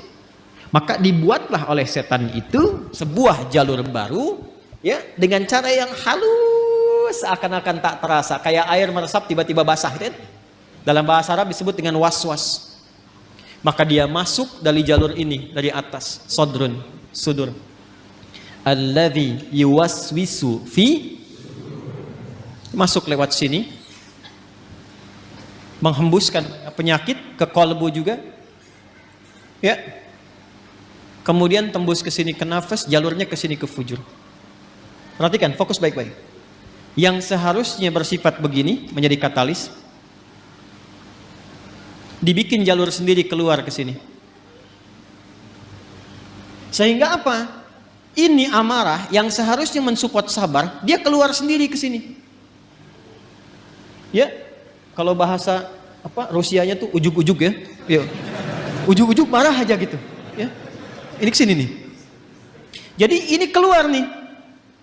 Jadi kalau dia keluar sendiri, akhirnya menjadi sifat mandiri yang jelek, yang buruk, ya, yang buruk. Sesuatu yang buruk itu dalam bahasa Arab disebut dengan su namanya. Apa? Su. Jadi ini mandiri, dikeluar nih, dusta keluar sendiri, amarah keluar sendiri. Maka dia keluar dari fujur ini kepada nafas. Keluarlah dari sini ini su. Jadi setan memberikan waswas, memerintahkan itu ammar. Ya, kalau memerintahkan kepada sifat ammarah berkali-kali terus begitu. Maka muncullah Quran surah ke-12 Yusuf ayat 53. Tadi Anda tuliskan. Ya. Untuk menggambarkan itu, wa ma ubarni'u nafsi innan nafsa la ammaratum bisu illa ma rahima rabbi. Aku nggak bisa menilai diriku itu orang suci. Fala tuzakku anfusakum. Jangan menilai diri kita suci, tidak. Sepanjang masih hidup akan selalu ada peluang setan menggoda dan membocorkan sifat fujur ini. Sehingga keluarlah perbuatan su dari nafas. Kita menyingkatnya karena nafas asalnya netral, nafas itu netral. Tapi ketika yang keluar su, kita sering satukan nafas dengan su, jadi nafsu. Oh, ini kan bahasa kita saja ini. Asalnya begitu. Padahal nafas itu netral tadinya. Ya, nafsu itu netral. Cuma kenapa menjadi negatif? Karena ini yang dimaksudkan. Su keluar dari sinilah, ammaratum bisu, keluarnya dari sini. Ini yang menjadikan kadang-kadang manusia alih-alih dia jujur, kemudian dia berdusta. Alih-alih dia tawadhu, kemudian dia sombong. Penyebabnya itu. Ya, penyebabnya itu. Ini yang menjadikan dalam jiwa kita selalu ada pergolakan. Ya, selalu ada pergolakan, nggak pernah berhenti, nggak pernah selesai. Ini pun Anda keluar dari sini, itu nggak selamanya langsung pada satu tujuan. Pasti akan bergolak dulu nih. Ya, ini masih macet, tar aja dulu sini dulu gitu kan. Udah cepat pulang gini, macam-macam tuh. Ya, akan ada selalu seperti itu. Nah, sesuatu yang bergolak, tidak pernah tenang pada satu keadaan, itu bahasa Arabnya disebut dengan kolbun. Dari kata qoluba yaqlabu. Sesuatu yang senantiasa bergolak. Karena itu tempat bernaungnya nafas disebut dengan kolbu, untuk memberikan kesan bahwa di dalamnya selalu ada pertarungan antara nilai-nilai kebaikan diakumulasi oleh takwa dengan bisikan-bisikan setan yang membuat fujur itu mandiri untuk keluar. Apakah Allah membiarkan begitu saja? Tidak. Allah punya sifat Rahman, punya sifat Rahim, dan rahmat Allah kepada hambanya itu tidak bisa dinilai, saking luasnya. Saking luasnya. Maka saking sayangnya Allah kepada kita, ditetapkanlah dua hal. Dan ini yang betul-betul kita jaga. Betul-betul kita jaga. Untuk bisa mengoptimalkan takwa ini, sekaligus menekan supaya fujurnya tetap pada fungsinya. Kalau bisa kita kerjakan dan optimalkan dua hal ini, maka tidak ada tempat bagi setan untuk membangun celah pada jiwa kita. Satu, secara fitrah Allah tugaskan malaikat untuk mensopot jiwa takwa itu. Jadi ada malaikat yang bertugas juga mendampingi kehidupan kita, yang diantaranya memberikan dorongan-dorongan pada kebaikan. Karena itu menariknya, malaikat disebutkan 88 kali dalam Al-Quran, setan disebutkan 88 kali. Dan itu akan selalu bertarung, bisikan-bisikan itu. Nah, ya. Allahu Akbar, Allahu Akbar. Pernah ada suasana hati, cepat sudah adzan, siap-siap. Pernah ada begitu? Tapi ketika la ilaha illallah baru adzan, belum qomat. Pernah begitu? Iya kan? Ya. Wujuhu yawma idzin nadhirah. Wajah-wajahnya kelihatan. Ya itulah pertarungannya selalu begitu. Selalu begitu. Maka apa kata Nabi sallallahu alaihi wasallam? Istafti qalbak.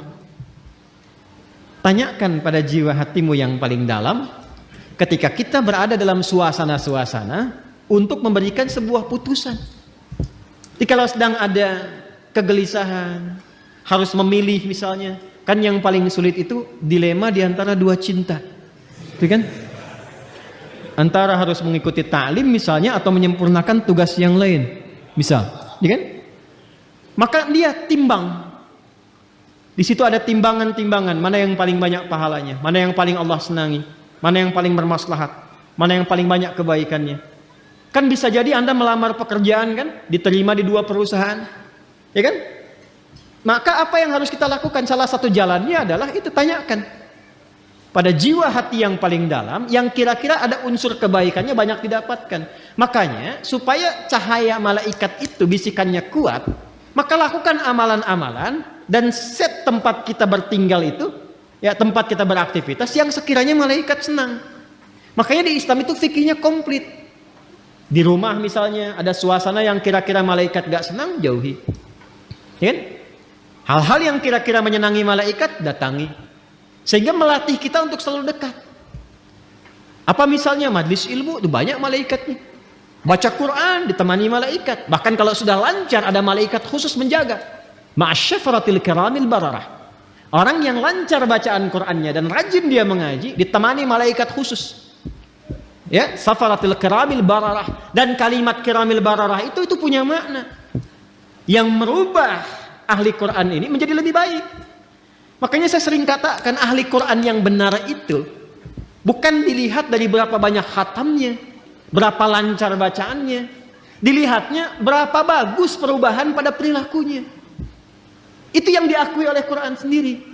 Di Quran surah 35 Fatir. Di ayat 32. Ya. Thumma awrathnal kitaba alladhina istafaina min ibadina. Faminhum zalimun li nafsi wa minhum muqtasid. Yang berhasil wa minhum sabiqun bil khairati biiznillah. Kalimatnya sabiqun bil khairat. Ya, bukan sabiqun bil khatmah. Bukan yang paling banyak khatamnya. Walaupun khatam itu bagus, ingat. Yang saya maksudkan bukan tidak menginginkan khatam, bukan. Khatam itu bagus. Hafal itu bagus. Sampai hafal nomor, posisi ini itu. Tapi itu menjadi tidak bernilai tatkala tidak merubah perilaku. Itu ukurannya itu. Saya sering katakan kalau ada orang menghafal Quran atau sekolah di ma'had Quran tidak merubah perilakunya lebih baik, ada yang salah dengan cara dia menghafal. Itu gambaran pertamanya. Karena itu ketika orang-orang ini istiqamah dalam kebaikan, maka apa yang terjadi? Di surah Fussilat itu kan ayat 30. Tsumastaqamu tatanazzalu alaihimul malaikatu alla takhafu wala tahzanu wa abshiru bil jannati allati kuntum tu'adun. Nahnu awliya'ukum fil hayatid wa fil akhir. Sudah, hidupnya enak. Karena Allah yang akan menyelesaikan semua urusan-urusannya. Dikirimkan malaikat menjaga. Itu ayatnya. Kalau sudah konsisten dengan amalan itu, malaikat turun. Dan perkara konsisten ini mahal. Kan saya sering katakan, itu untuk konsisten, kita butuh 9 tahapan kan. Consist 1, consist 2, consist 3, consist 4, sampai konsisten. Tahapannya apa? Nah ini amalan yang kedua. Amalan kedua. Maka untuk meningkatkan potensi takwa itu, selain mendengar istafti qalbak, bisikan-bisikan malaikat pada kebaikan, bisikan itu bisa menjadi kuat, support itu menjadi kuat jika kita mengerjakan amalan yang kedua. Apa itu? Itulah yang disebut dengan ibadah. Dengan ibadah itu nanti amal keluar menjadi saleh. Maka muncullah istilah amal saleh. Maka desain ibadah sejatinya itu untuk kita sendiri. Ya, orang nggak ruku, nggak sujud terhadap Allah, nggak sholat, nggak menurunkan status Allah sebagai Tuhan. Tetap Tuhan yang Maha Esa, Maha Kuasa. Cuman yang rugi orangnya. Karena ketika diperintahkan ibadah itu, feedbacknya, hasilnya itu kembali ke kita lagi. Contoh gini, ini yang sederhana ya. Ibadah yang pokok itu kan sholat kan. Ya, kita diperintahkan sholat kan, masih ingat? Coba, sholat kan ciri pertama orang takwa. Dzalikal kitabu la hudan lil. Apa ciri pertamanya? Alladzina yu'minuna bil ghaib wa yuqimunas. Sholat amalan pertamanya. Nah, apa fungsi sholat itu? Buka Quran surah 29 ayat 45. Utslu ma uhiya ilaika minal kitab wa aqimis shalah. Innas salata tanha 'anil. Nah, teman-teman, fahsya dan mungkar itu sumbernya di sini, di fujur. Di sini semua. Jadi kalau sholatnya benar, ini tertekan nih. Akhirnya fungsinya tetap ke sini. Yang ini yang naik. Karena itu segala kemungkinan perbuatan menyimpang, ya, fahsya ini fujur itu asalnya rambatan keburukan. Yang baiknya disebut fajar. Kalau fisikal disebut infajar. Kalau kelihatan bendanya memancar itu infajar namanya. Contoh nih, Anda misalnya ingin menggali air kan? Ya, menggali keluar airnya, memancar, itu infajar namanya. Nabi Musa punya tongkat ya, tongkat kayu beliau, dipukulkan ke batu kan? Tongkat kayu dipukul ke batu, kira-kira yang hancur apa? Harusnya kan kayunya kan? Tapi karena ini mukjizat, mukjizat itu berbeda. Untuk ditampakkan kekuatannya supaya manusia ingat kepada Allah dan mengikuti bimbingan Rasul. Melemahkan semua persepsi manusia. Dipukulkan ke batu, keluarlah 12 mata air. Ketika keluar memancar itu bahasa Qur'annya infajar. Al-Baqarah ayat 60. Quran surah 2 ayat 60.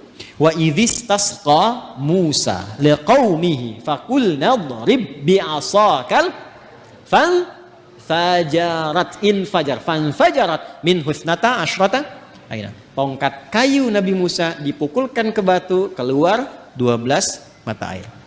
Anda punya tongkat emas, pukulkan ke batu, keluar 12 air mata.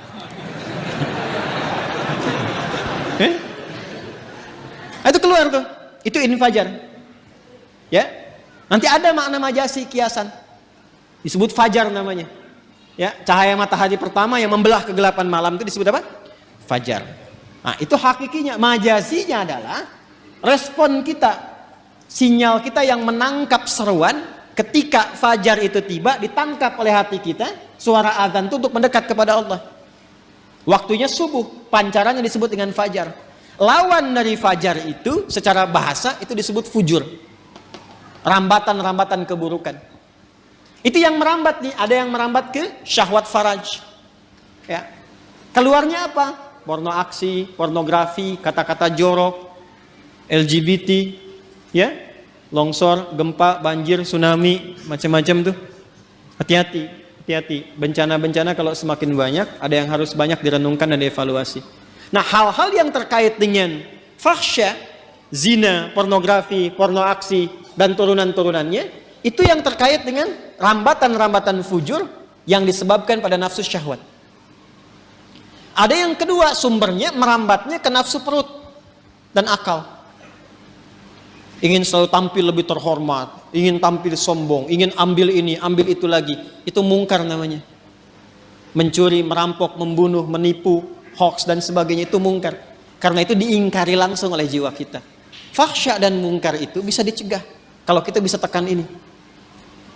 Apa dan bagaimana caranya? Maka diturunkanlah perintah untuk ibadah berupa sholat. Ketika sholat dikerjakan, tujuan utamanya innas sholata tanha anil fahsya. Makanya ketika kita mulai bertakbir, kita diberikan oleh Allah melalui petunjuk Rasulullah sebuah isyarat bahwa penting menjaga bagian dalam tubuh kita ini, terutama dijaga di bagian terluar. Makanya ketika orang bertakbir Allahu Akbar kan sedekap begini. Ini ilmunya mahal, bukan ilmu utak-atik. Ini bukan cocok logi. Ingat, saya sudah mengkaji dari ayatnya sampai ke hadisnya, sampai ke kitab-kitabnya. Ini ada maknanya. Semua tentang sholat itu bukan gerakan biasa.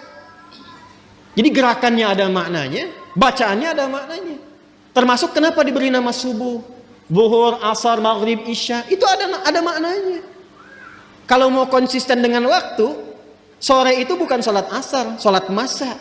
Tapi kenapa asar? Itu kan? Kalau mau konsisten, zuhur itu sholat nahar. Kenapa zuhur? Ada maknanya. Jadi mengangkat kita begini saja ada maknanya. Terlalu dalam dan luas kalau kita kaji dari awal. Tapi saya ingin tunjukkan terkait dengan ini saja.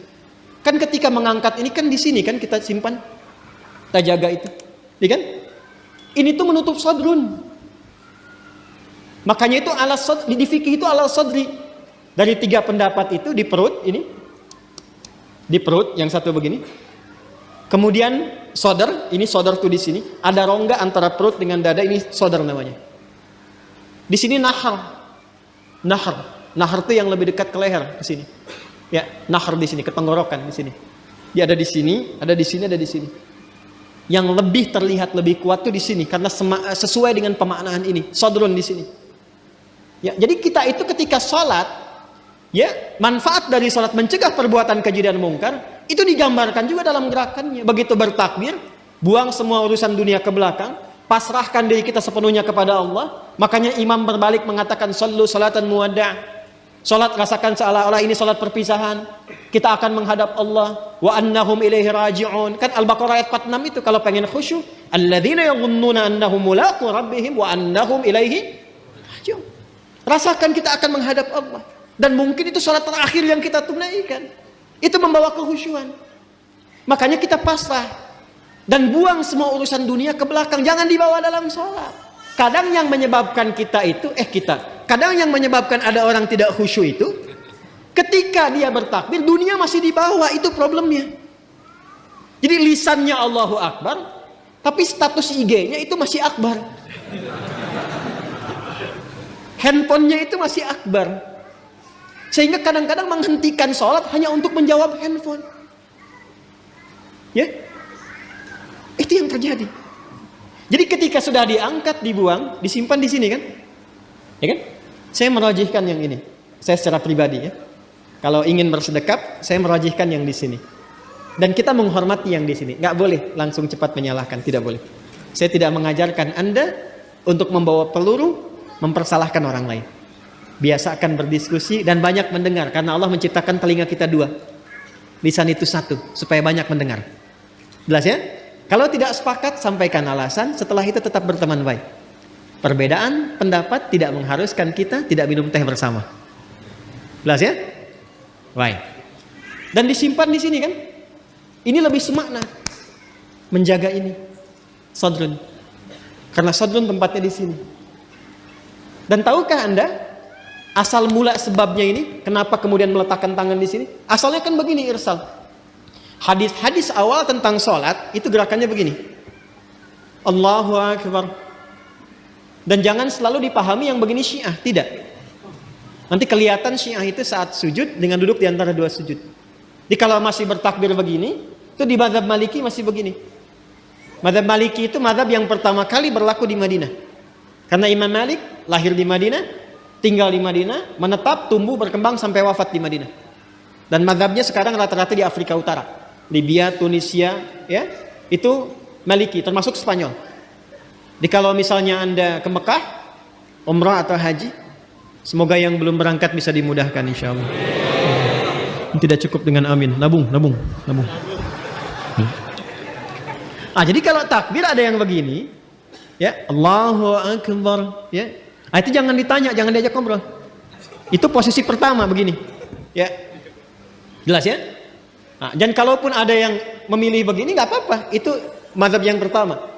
Pertama kali Nabi mengajarkan sholat seperti ini. Seperti ini. Jangan diajak ngobrol. Kalau ditanya, gak usah jawab. Allahu Akbar. Ibu Syiah ya? Bukan saya Epi. Gak usah dijawab. Udah, dia lagi sholat. Jelas? Ada kejadian. Seseorang berbuat salah. Kesalahannya cukup besar. Bahkan dari riwayat menyebutkan termasuk dosa-dosa yang seharusnya dihindari. Dosa besar. Lalu apa yang terjadi? Dia datang kepada Nabi untuk dihukum. Ini Masya Allah sahabat dulu itu. Jadi kalau berbuat salah, ini yang mahal ini. Mengakui diri ke hadapan hakim tertinggi, minta untuk diluruskan. Bahkan tidak sungkan dihukum. Bukan bersembunyi dan sulit dicari gitu. Ya, itu datang sendiri. Datang. Ya Rasulullah, saya berbuat salah, tolong hukum saya. Itu qadar Allah menjelang sholat. Nabi bilang, sudah, sholat aja dulu. Begitu sholat, turunlah kemudian Quran surah ke-11 Hud. Ayat ke-114.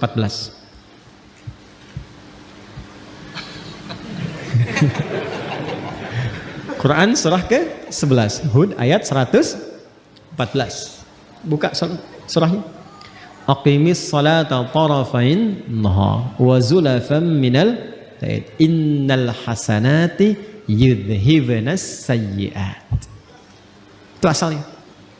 Quran surah 11 ayat 114. Tunaikanlah salat di kedua sisi siang itu. Kemudian juga ke malamnya. Maksudnya 5 waktu. Nanti ini disinggung, ini bahasanya tinggi. Nanti yang seperti ini banyak, seperti di Al-Isra ayat 78. Aqimis salata liduluki syamsi ila ghasaqil laili wa qur'anan fajr. Lalu yang menarik ini, innal hasanati yudhhibnas sayyi'at. Semua salat yang dikerjakan itu disifati langsung oleh Allah dalam Al-Qur'an dengan nama hasanah. Innal hasanati yudhhibnas sayyi'at. Orang-orang yang mampu salat dengan benar, itu akan melahirkan hasanah dan langsung menggugurkan kesalahan-kesalahannya. Jadi ayat ini sekaligus membebaskan si pelaku maksiat tadi, ya kan? dalam ancaman hukuman itu langsung pembebasannya turun wahyu dari Allah. Udah diampuni sama Allah. Makanya ketika selesai sholat, Nabi tidak menghukum. Karena selesai masalahnya dengan taubatnya itu. Ya, selesai masalahnya. Makanya kalau ada persoalan, jangan semua masalah itu di broadcast. Dibikin status. Diselesaikan. Curhat sama Allah atau minta solusi pada yang sekiranya memberikan solusi. Saya tarik lagi, apa hubungannya dengan ini? Jadi begitu selesai tuntas ini, salatnya ditunaikan, turunlah ampunan Allah Subhanahu wa taala dan disebut dengan hasanah. Innal hasanati yudhibnas sayyi'at. Apa hubungan dengan pembahasan kita? Sangat nyambung. Karena ketika turun ayat itu sekaligus memberikan sebuah penguat dan penegas bahwa salat itu bila dikerjakan dengan benar, termasuk rangkaian ibadah, dia mampu menekan perbuatan-perbuatan maksiat dan merubah keburukan itu menjadi hasanah. Sedangkan hasanah itu bagian dari konsepsi takwa. Coba Al-Arba'in, ini ngaji hadisnya sampai mana ya? Coba Al-Arba'in dibuka yang nomor 18 itu. Ya, kalau saya nggak keliru nomor 18 tuh. An Jundub bin Junadah wa Mu'adz bin Jabal radhiyallahu ta'ala anhuma qala Rasulullah sallallahu alaihi wasallam ittaqillaha haitsuma kunta wa atbi'is sayyi'atal hasanata tamhuha. Kan kalimat hasanah dibuka dengan takwa di situ kan? Hei, mana hafalan ini? Hafal satu-satu bagian hidup kita itu. Ittaqillaha haitsuma kunta, tingkatkan takwamu kepada Allah dimanapun kamu berada. Kalau mampu meningkatkan takwa akan melahirkan hasanah. Hasanah itu yang akan menutup segala keburukan-keburukan. Makanya kalau orang sholatnya benar, muncullah kemudian rambatan-rambatan kebaikan, tertutup peluang-peluang setan untuk menggoda, yang keluar yang baik-baiknya saja. Itu yang menjadikan digambarkan dalam sholat ketika kita kemudian angkat tangan, simpan di sini, menutup ini, tutup, jaga, dan lihat baik-baik. Cara menutupnya kan begini. Ini sekali lagi, ini bukan ilmu takatik ya, ini hasil riset. Coba lihat baik-baik. Yang ditutup yang kiri kan? Yang tutup yang kanan kan? Begini kan? Bukan begini ya? Awas, kanan di depan begini, yang menutup kiri di dalam. Baru begini kan? Dan ada 3 cara. 3 cara. Yang telapak ini ketemu punggung di sini. 1. Kemudian ini bisa menggenggam, bisa begini. Bisa begini, bisa menggenggam. Sama antara laki-laki dengan perempuan. Ini 1. Yang kedua, ini pergelangan. Ketemu pergelangan di sini. Ini. Di sini, begini. Yang pertama begini. Ini, telapak ketemu punggung, begini. Bisa digenggam. Yang kedua, ini pergelangan ketemu pergelangan di sini. Dan itu langsung ya, gak usah diukur dulu. Allah. Langsung ya.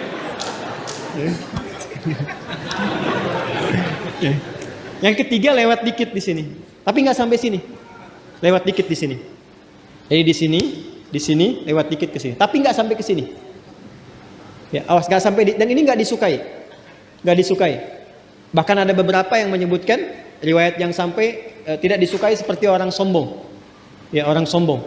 Kadang-kadang kalau ngawasin proyek bangunan kan begini gitu. Jadi bukan di sini, hati-hati ya. Hati, yang subuh-subuh ke puncak tuh kadang-kadang begini deh. Di sini. Nah ini, lihat, ini kanan, ini kiri, ini mahal sekali. Saya ingin gambarkan begini. Kalau Anda berbuat sesuatu yang baik, itu sering diilustrasikan dengan kanan atau kiri? Kan. Kalau Anda berbuat sesuatu yang buruk, jangan Anda lah. Ada yang berbuat yang buruk, diilustrasikan dengan apa? Kanan atau kiri? Aliran kiri umumnya dianggap baik atau buruk? Pemikiran kiri nyeleneh kan? Umumnya buruk kan? Maka ketika seseorang pernah berbuat kesalahan dalam hidupnya, dan tidak ada manusia yang sempurna, jika Anda pernah berbuat salah, jangan diekspos.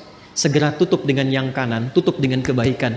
Maka yang baik itu akan menutup yang buruk dan tidak pernah muncul lagi ke permukaan. Itu yang dimaksud innal hasanati yudhibnas sayyi'at.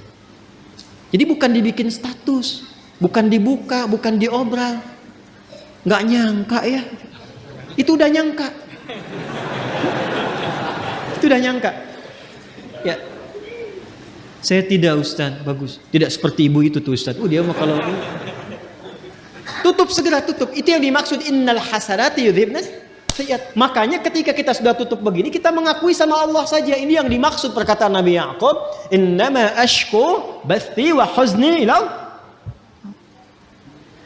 Curhatnya sama Allah. Makanya ketika ditutup kita bilang, kita ngaku. Yang di Al-Bukhari, riwayat sahabat Abu Hurairah, Allahumma ba'id baini wa baina khataayaya. Khataaya, ya. Ada ya kecilnya. Harus muncul ya kecilnya di kalimat pertama. Allahumma ba'id baini wa baina khataaya, ya. Karena ya terakhir itu pengakuan. Cara menerjemahkannya begini. Kadang cara menerjemahkan itu kalau mau dalam, kadang-kadang ada yang harus diawalkan walaupun urutan katanya di terakhir. Khatoya itu jama dari kata khoti'ah, kesalahan yang dilakukan sekali. Kalau berkali-kali, khotoya, ya-nya panjang, khotoya. Kalau ada ya pendek di akhirnya, ya gitu, khotoya, ya terakhirnya itu mengakui, pengakuan salah. Jadi kita berkata begini dalam salat, begitu kita tutup begini, kita katakan, ya Allah, saya mengakui hamba ini banyak dosanya. Dan kita sedang menghadap Allah. Dan suasananya kita merasakan mungkin itu salat terakhir yang kita tunaikan. Kan bahasa Qur'annya begitu. Wa annahum ilaihi raji'un. Rasakan mungkin kamu berpulang dalam salat itu. Kan ingin husnul khatimah kan?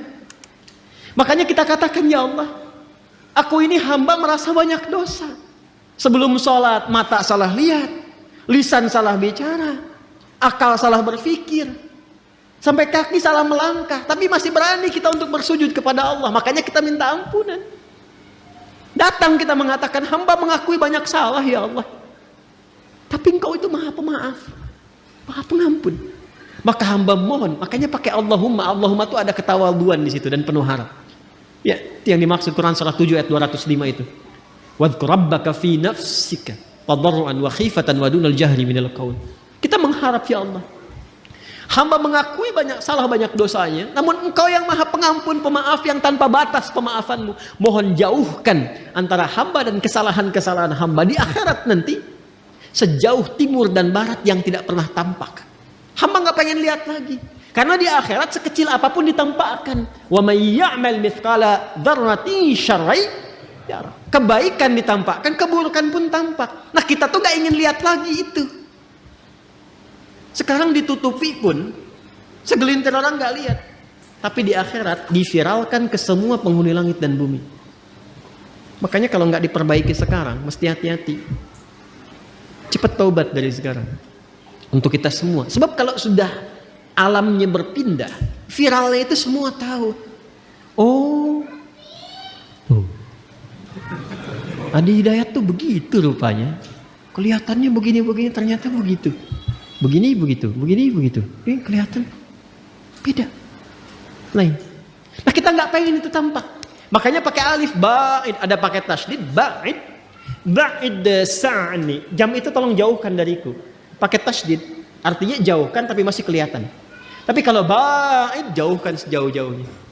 Allah menaqqini minal khataaya kama yunaqqas thawbul abyadhu minad danas. Ya Allah, kalau dosa itu seperti kotoran yang melekat, noda yang melekat di pakaian, maka sekalipun ya Allah, mesti dibaikin bahasa kita ya, atau dicuci sebersih, bersihkan aja. Allahumma ghsilhu bil ma'i was salji wal barad. Ya Allah, kalau perlu gunakan air yang dingin untuk membersihkan. Ini bahasa majas tinggi sekali. Ini bahasa taubat yang dalam. Makanya kalau kita merasakan itu, paham bacaannya, itu bisa kita menghadirkan kehusyuan itu luar biasa. Luar biasa. Ada lagi doa yang lain. Allahu Akbar kabira. Alhamdulillah katsira. Subhanallahi bukratan wa asila. Satu doa. Tambah lagi misalnya, wajjahtu wajhiya lilladzi fataras samawati wal arda hanifan muslima wa ma ana minal inna salati wa nusuki wa mahyaya wa mamati lillahi rabbil la syarika lahu bidzalika umirtu wa ana awal muslimin wa ana minal muslimin. Itu malaikat turun datang menjaga. Makanya Ali bin Abi Thalib sangat konsisten membaca doa itu dalam iftitahnya. Itu tinggi nilainya. Ya Allah, saya pasrah dalam sholat ini kepada pencipta penguasa langit dan bumi. Ya Allah, saya sholat selama ini Saya ibadah selama ini, saya hidup pun ya Allah, atau engkau wafatkan aku saat sholat ini, aku pasrah lillahi rabbil alamin. La syarikalah, aku berikrar gak akan pernah musyrik kepadamu ya Allah. Dan mohon saksikan, wa ana minal muslimin, atau wa ana awalul muslimin, sejak saat ini saya sholat, saya akan lebih tunduk patuh pada semua ketentuanmu. Makanya kalau baca doa iftitah yang wajah tuh abis sholat berbuat maksiat, wah itu saya nggak bisa lukiskan. Ada hal yang tidak tepat yang dilakukan. Nah ini yang dimaksudkan itu. Ini yang tadi saya katakan, untuk menjaga takwa supaya muncul, supaya kuat, maka ibadah itu perbanyak. Di antaranya sholat, makanya sholatnya tingkatkan. Yang 5 itu standar, yang pokok itu. Tambah, semua menu sholat keluarkan. Dan rasakan perbedaannya. Rasakan perbedaannya, rasakan bedanya, bedakan rasanya, dan pasti akan terasa bedanya. Menunya keluarkan menunya. Apa saja sholat sunnahnya, ya, dari mulai pagi, siang, sore sampai ke malam. Lalu saya sih menyarankan pada diri saya dan mengajak pada teman-teman, sepanjang hidup berusahalah semua menu sholat pernah ditunaikan. Ya, berusahalah. Rinci dulu, minimal walaupun cuma sekali misalnya yang sunnah. Ketika dihisab di hari kiamat, alhamdulillah rapot kita bagus, semua jenis sholat pernah kita kerjakan. Ya, sholat jenazah pernah. Halo, kenapa Bu? Jenazah pernah? Itu langka itu, ya. Makanya kalau ada sempatkan, kalau memungkinkan. Makanya pahalanya tinggi, 1 qirat sebesar gunung. Dan sholat-sholat yang lainnya maksimalkan. Nah, apalagi yang lainnya, semua jenis ibadah. Baca Quran ibadah tidak? Ibadah. Makanya Quran itu tembusnya langsung ke jiwa. Wa syifaun lima fis sudur. Mana Qurannya? Syifa'un lima fis sudur. Sedangkan setan tugasnya memberikan waswas, alladzi yuwaswisu fi sudur linnas. Lawan dari itu apa? Quran. Makanya kalau orang rajin baca Quran, bacanya benar, setan menjauh. Menjauh setan. Apalagi misalnya infak. Infak itu untuk melapangkan jiwa. Berbagi itu bisa melapangkan hati. Sama dengan memaafkan orang lain. Memaafkan, menahan amarah. Sama dengan infak itu, kalau nggak lapang hatinya nggak mungkin bisa berbagi. Makanya infak itu disandingkan dengan menahan amarah dan memaafkan orang. Itu satu sandingan di Ali Imran ayat 134. Alladzina yunfiquna fis sarra'i wad dharra wal kadhiminal ghaidha wal 'afina 'anil nas wallahu yuhibbul muhsinin. Dan itu ciri orang takwa, karena ayat 133-nya berbicara tentang ciri orang takwa. Kan Anda tulis tadi Quran surah 3 ayat 133 sampai 134. Wasari'u ila maghfiratin mir rabbikum wa jannatin arduha as-samawati wal ardu u'iddat lil taqin. Siapa orang takwa yang punya surga seluas langit dan bumi ini? Dikasih surga seluas langit dan bumi, lapang sekali. Bagi siapa? Bagi orang yang lapang hatinya. Apa cirinya? Gemar berbagi, bisa memaafkan, menahan amarah. Itu latihan. Dan pada akhirnya kita berpikir tentang akhirat. Jadi merenungkan tentang akhirat, tentang kematian, kita akan pulang dan sebagainya. Itu bisa memperkuat jiwa takwa kita, sehingga itu yang membuat kita gemar ibadah. Kan bekal akhirat itu ibadah, ya kan? Harta yang kita bawa itu sekarang itu sifatnya duniawi, baru jadi bekal akhirat kalau dipakai ibadah. Antum pakai sepeda berapa banyak tuh? Udah dipakai ibadah belum? Udah berapa kali mengantarkan ke masjid dibandingkan dengan dipakai ibadah subuh? Jalan-jalan, sepedaan, bikin grup. Kenapa grup yang nggak dibawa untuk ke masjid? Ikut ta'lim, pakai sepedanya, pakai motornya. Apa jawab hisab di hadapan Allah di hari kiamat? Aku berikan nikmat kepadamu berupa nikmat A yang tidak aku berikan pada hamba yang lain. Dia nggak punya sepeda, jalan dengan kaki dan sendal jepitnya itu ke masjidku. Kamu aku kasih mobil A, mobil B, motor C, sampai sepeda yang paling mahal yang di bumi cuma ada satu. Nggak sanggup mengantarkan kau ke masjid. Belum bisa dipakai ibadah. Buka lemari. Lihat semua jenis pakaian yang ada di lemari itu. Udah dipakai ibadah belum? Kelihatannya sederhana, tapi itu bisa meringankan hisab. Kalau minimal pakai dulu ibadah.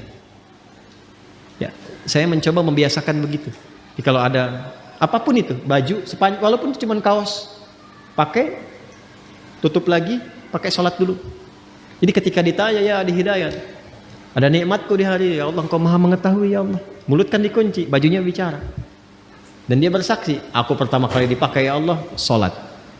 Menyembahmu, sujud kepadamu. Wah itu indah tuh, tenang hati kita tuh. Tenang. Nah, semua amalan ibadah ini, kalau kita jeli, bukankah dikumpulkan saat Ramadan dilatih?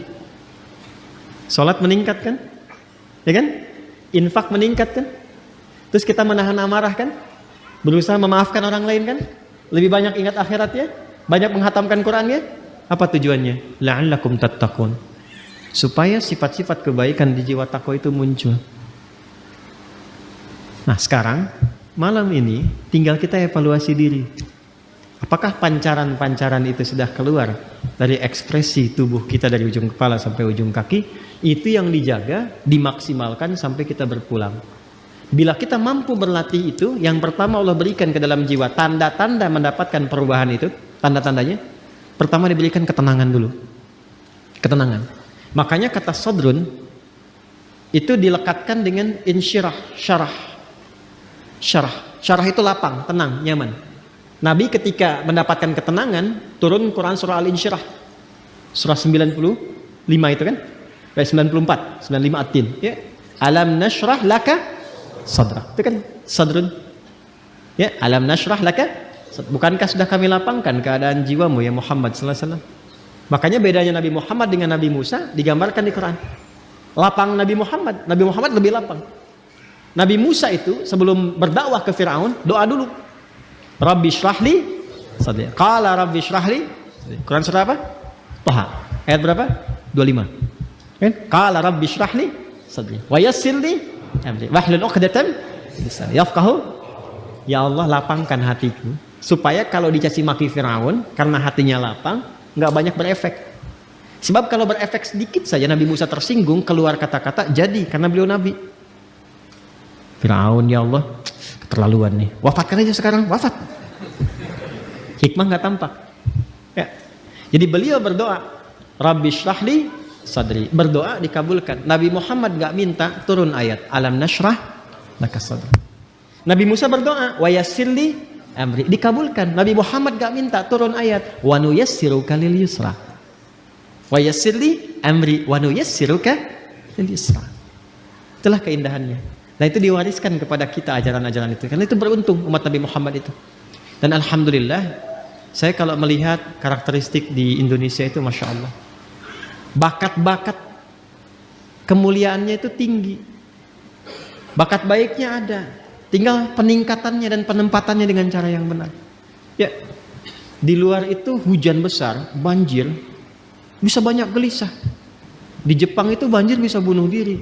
Di kita banjir pakai berenang. Hujan-hujanan. Nah, jadi sekarang tugasnya kita keluarkan lagi sampai pertama hati lapang dulu. Nah, jiwa kalau sudah lapang, kelapangan ini bagian terakhir. Maaf ya, di bagian terakhir, kelapangan yang diperoleh dari hasil ibadah itu disebut tuma'ninah namanya. Apa namanya? Ingat, ada sakinah, ada tuma'ninah, beda. Sakinah itu kelapangan yang diperoleh setelah masalah itu hilang. Sedang ada masalah nih, tuntas masalahnya. Biasanya kalau masalah selesai hati lapang kan? Nah kelapangan hati setelah masalah itu hilang itu disebut sakinah namanya. Ya, iya. Ibu berharap sakinah di rumah tangga? Bapak, teman-teman berharap sakinah di rumah tangga? Samara itu kan sakinah, mawadah dan rahmah. Ingin dapat sakinah? Nah, berarti ingin punya masalah. Nanti setelah hilang itu ada ketenangan, itulah sakinah. Tumaninah beda, ketenangan yang diraih lewat proses ibadah. Karena itu dalam sholat kita kenal ada tumaninah bukan sakinah. Coba lihat, ada tumaninah dalam ruku ada? Tumaninah dalam sujud ada? Maksudnya apa? Ruku sampai tenang. Ingat, ini kadang mohon maaf, saya tidak bermaksud menyalahkan. Hanya mungkin kurang lengkap dalam memahami. Ya, hatta tatma'inna raqi'an, sampai kamu tenang dalam ruku itu. Maksudnya begini, ruku sampai merasakan ketenangan. Darah mengalir dulu, enak. Sudah posisi yang enak, baca doa, doanya teresap dalam jiwa. Sudah dapat ketenangan itu baru bangkit i'tidal. Makanya Nabi itu kadang-kadang rukunya lama. Tapi proporsional kalau sedang sholat berjamaah. Sangat proporsional. Itu yang dimaksudkan. Latihan-latihan tumakninah itu yang dilakukan dalam ibadah, itu nanti akan melahirkan ketenangan kepada kolbu. Sifatnya nanti terbawa, kolbunya itu menjadi tenang. Itu yang dimaksud Quran surah 13 ayat 28. Ala bidzikrillahi tatmainnul qulub. Yakinkan pada dirimu, semakin banyak zikirnya, hati menjadi tenang. Dan semua ibadah itu di Quran disebut zikir. Salat disebut zikir, Quran surah ke-20 ayat 14. Wa aqimis salata lidzikri. Baca Quran disebut zikir karena Qurannya pun zikir. Quran surah 15 Al-Hijr ayat 9. Inna nahnu nazzalna dzikra wa inna lahu lahafizun. Menghafal Quran disebut zikir. 4 kali disebutkan. Quran surah 54 ayat 17, 22, 32, 40. Wa laqad yassarnal Qur'ana lidzikri fahal min muddakir. Berdoa disebut zikir. Makanya kalau kita sedang berdoa, hati cenderung lebih tenang. Punya masalah, terus kita berdoa, bukankah setidaknya ada ketenangan dalam jiwa? Karena itu doa disebut zikir. Quran surah 7 ayat 205. Wadhkur rabbaka fi nafsika. Ya, tadarruan wa khifatan wa dunal jahri minal qaul. Ba'da salat kita zikir kan? Subhanallah, alhamdulillah, Allahu akbar, sampai tenang itu. Ya kan? Itu ada di Quran surah 4 ayat 103. Fa idza qadaitumus salata fadhkurullaha qiyaman wa qu'udan wa 'ala junubikum. Itu zikir. Apa manfaat zikir? Ala bidzikrillahi tatmainnul qulub. Kolbunya menjadi tenang. Ketika kolbu tenang, nafas ikut tenang. Karena nafas itu ada dalam kolbu. Maka sifat nafasnya akan berubah. Latihannya tumakninah. Ketika sering tumakninah, maka sifat tumakninah akan melekat kepada nafas. Maka berubahlah sifat nafas menjadi mutmainnah. Kalau ini dijaga sampai meninggal, sampai pulang, itu panggilannya tinggi di sisi Allah, dihargai betul kita, dan dipanggil ketenangan jiwa itu. Maka turunlah Quran surah ke-89 ayat 27 sampai 30 itu. Ya ayyatuhan nafsul mutmainnah, irji'i ila rabbiki radiyatan mardiyah, fadkhuli fi ibadi wadkhuli jannati. Jannah di situ mau yang mana? Kata Allah, jadi bagian hambaku masuk surgaku. Nah, surga yang kita harapkan itu, yang dipanggil oleh Allah, ditampakkan kan di hari kiamat tuh, bukan sekedar hari kiamat, saat sakaratul maut tuh ada yang ditampakkan oleh Allah. Makanya Sayyidah Asiyah radhiyallahu taala anha, ya kan, rahimahullah, istrinya Firaun, itu kan di akhir sakaratul mautnya, saat beliau diancam siksa oleh Firaun itu, apa yang terjadi dan diabadikan di Quran kan? Rabbibnili, mana Qurannya? Baitan indaka fil jannah wa najjini min fir'aun wa amalihi. Ya Allah, bangunkan aku satu rumah di surga. Kan? Ya Allah, aku ridha, aku berislam di tengah-tengah banyak ancaman dan hukuman bahkan siksaan sekarang. Aku ridha ya Allah. Aku ridha, aku menerima semua itu sepanjang itu adalah bagian dari ketentuan. Mohon dengan segala ketulusan dan keridhaan perjuangan ini, berikan aku satu rumah di surga. Ditampakkan langsung. Makanya ketika ditampakkan senyum, riwayatnya kan begitu. Ya, riwayatnya kan begitu. Coba lihat di kitab Al-Bidayah wan Nihayah itu, jilid yang kedua. Ada 21 jilid yang kedua. Itu kisahnya Nabi Musa dan turunannya. Itu senyum. Makanya ketika senyum itu diperlihatkan itu. Ketika senyum, komen Firaun. Kita langsung dislike. Apa komennya? Ini perempuan mau disiksa kok senyum. Firaun nggak tahu apa yang dia lihat pada saat itu. Maka ditampakkanlah kenikmatannya, tenang, senyum. Ketenangan itu yang menjadikan pulangnya tak terasa. Seperti rambut yang ditarik dari adonan yang sangat lembut itu. Halus. Ya kan? Ada yang lagi tiduran, tiba-tiba tidur untuk selamanya. Hati-hati yang lagi tiduran. Yang lagi baca Quran, ada yang lagi sujud meninggal. Ya kan? Ya, luar biasa tuh. Nah, itu yang dimaksudkan. Jadi semua nyambung. Nah, fadkhuli jannati, masuk ke surgaku. Surga yang mana yang dimasuki? Itu bergantung pada latihan ibadah kita untuk membentuk karakter nafsu mutmainnah tadi. Makanya orang-orang yang masuk surga Firdaus pun latihannya nggak jauh dari sholat, dari zakat, menahan nafsu. Coba lihat Quran surah ke-23 tadi, ayat 1 sampai 11. Qad aflahal mu'minun. Siapa itu? Alladzina hum fi salatihim walladzina hum 'anil lagwi mu'ridun walladzina hum lizakati berbagi, latihan salat itu sampai ulaika humul warithun alladzina yarithuna al-firdausa hum fiha khalidun. Anda menulis di taman surga, Quran surah 51 tadi, ayat 15 sampai 23, apa amalannya? Innal muttaqina fi jannatin wa 'uyun, akhidhina ma atahum rabbuhum, innahum kanu qabla dzalika muhsinin. Apa amalannya? Kanu qalila minal laili ma yahja'un. Salat, wa bil asharihum yastaghfirun, dzikir, wa fi amwalihim haqqul lis-sa'ili wal mahrum, berbagi. Itu enggak jauh. Makanya hidup tuh itu aja yang dikeluarkan. Keluarkan kurikulum surganya, konsisten ikuti sampai meninggal, nggak susah. Itu aja. Atau meninggal juga? Tuh, meninggal. Meninggal. Sama kita semua. CM, calon meninggal. Ya. Pasti meninggal kan? Pas sudah tahu akan meninggal, kenapa nggak disiapin? Anda kalau sudah tahu mendung di luar, kan hujan dan terlihat sudah mulai ada airnya, sudah mulai jatuh-jatuh, bukankah Anda siap-siap? Ini manusia ini kadang-kadang aneh gitu logika berpikirnya, udah tahu mau meninggal tapi nggak siap-siap buat meninggalnya. Dan kita ini beruntung jadi muslim karena sebelum meninggal sudah dikabari bekal-bekal untuk persiapan meninggal dan diinfokan alam setelah meninggal. Temukan dimanapun, Anda nggak akan temukan keterangan bab-bab tentang pasca kematian, ada apa, tahap stepnya kemana, bagaimana hasilnya, dan seterusnya. Karena itu mari kita keluarkan kurikulum kehidupannya. Insya Allah kita menjadi bagian orang bertakwa. Tinggal sekarang keluarkan kurikulum takwanya, konsisten ikuti itu sampai kita berpulang pada Allah Subhanahu wa Ta'ala. Saya tutup, ayat Qur'annya berbunyi la'allakum tattaqun. Al-Imam As-Suyuti mengomentari kata la'allakum dengan sifat taraji. Taraji itu huruf yang menunjukkan harapan, ingin diraihnya sesuatu, tapi tidak mungkin didapatkan kecuali dengan kesungguhan. Serius. Saya mohon maaf, saya mengakui saya banyak kesalahan selama berinteraksi. Mohon dengan segala kerendahan hati untuk bisa dimaafkan. Dan saya tidak mengelak. Pasti saya banyak salah. Dan bila pun Anda menemukan kekurangan, kesalahan dalam ceramah yang saya sampaikan, diinformasikan agar saya bisa perbaiki. Kemudian tinggalkan itu dan ambil yang baik-baik yang bisa Anda dapatkan, termasuk dari ustadz-ustadz yang lainnya. Jauhi hal-hal yang bisa mengurangi pahala kita di hadapan Allah. Jauhi hal-hal yang bisa mengurangi interaksi kebaikan di antara kita semua. Mudah-mudahan kalau tidak punya banyak masalah, meninggalnya pun baik, menghadap kepada Allah dengan cara yang baik. Dan sekali lagi, maafkan saya. Maafkan saya. Allahumma taqabbal minna innaka antas sami'ul alim wa tub 'alaina innaka antat tawwabur rahim.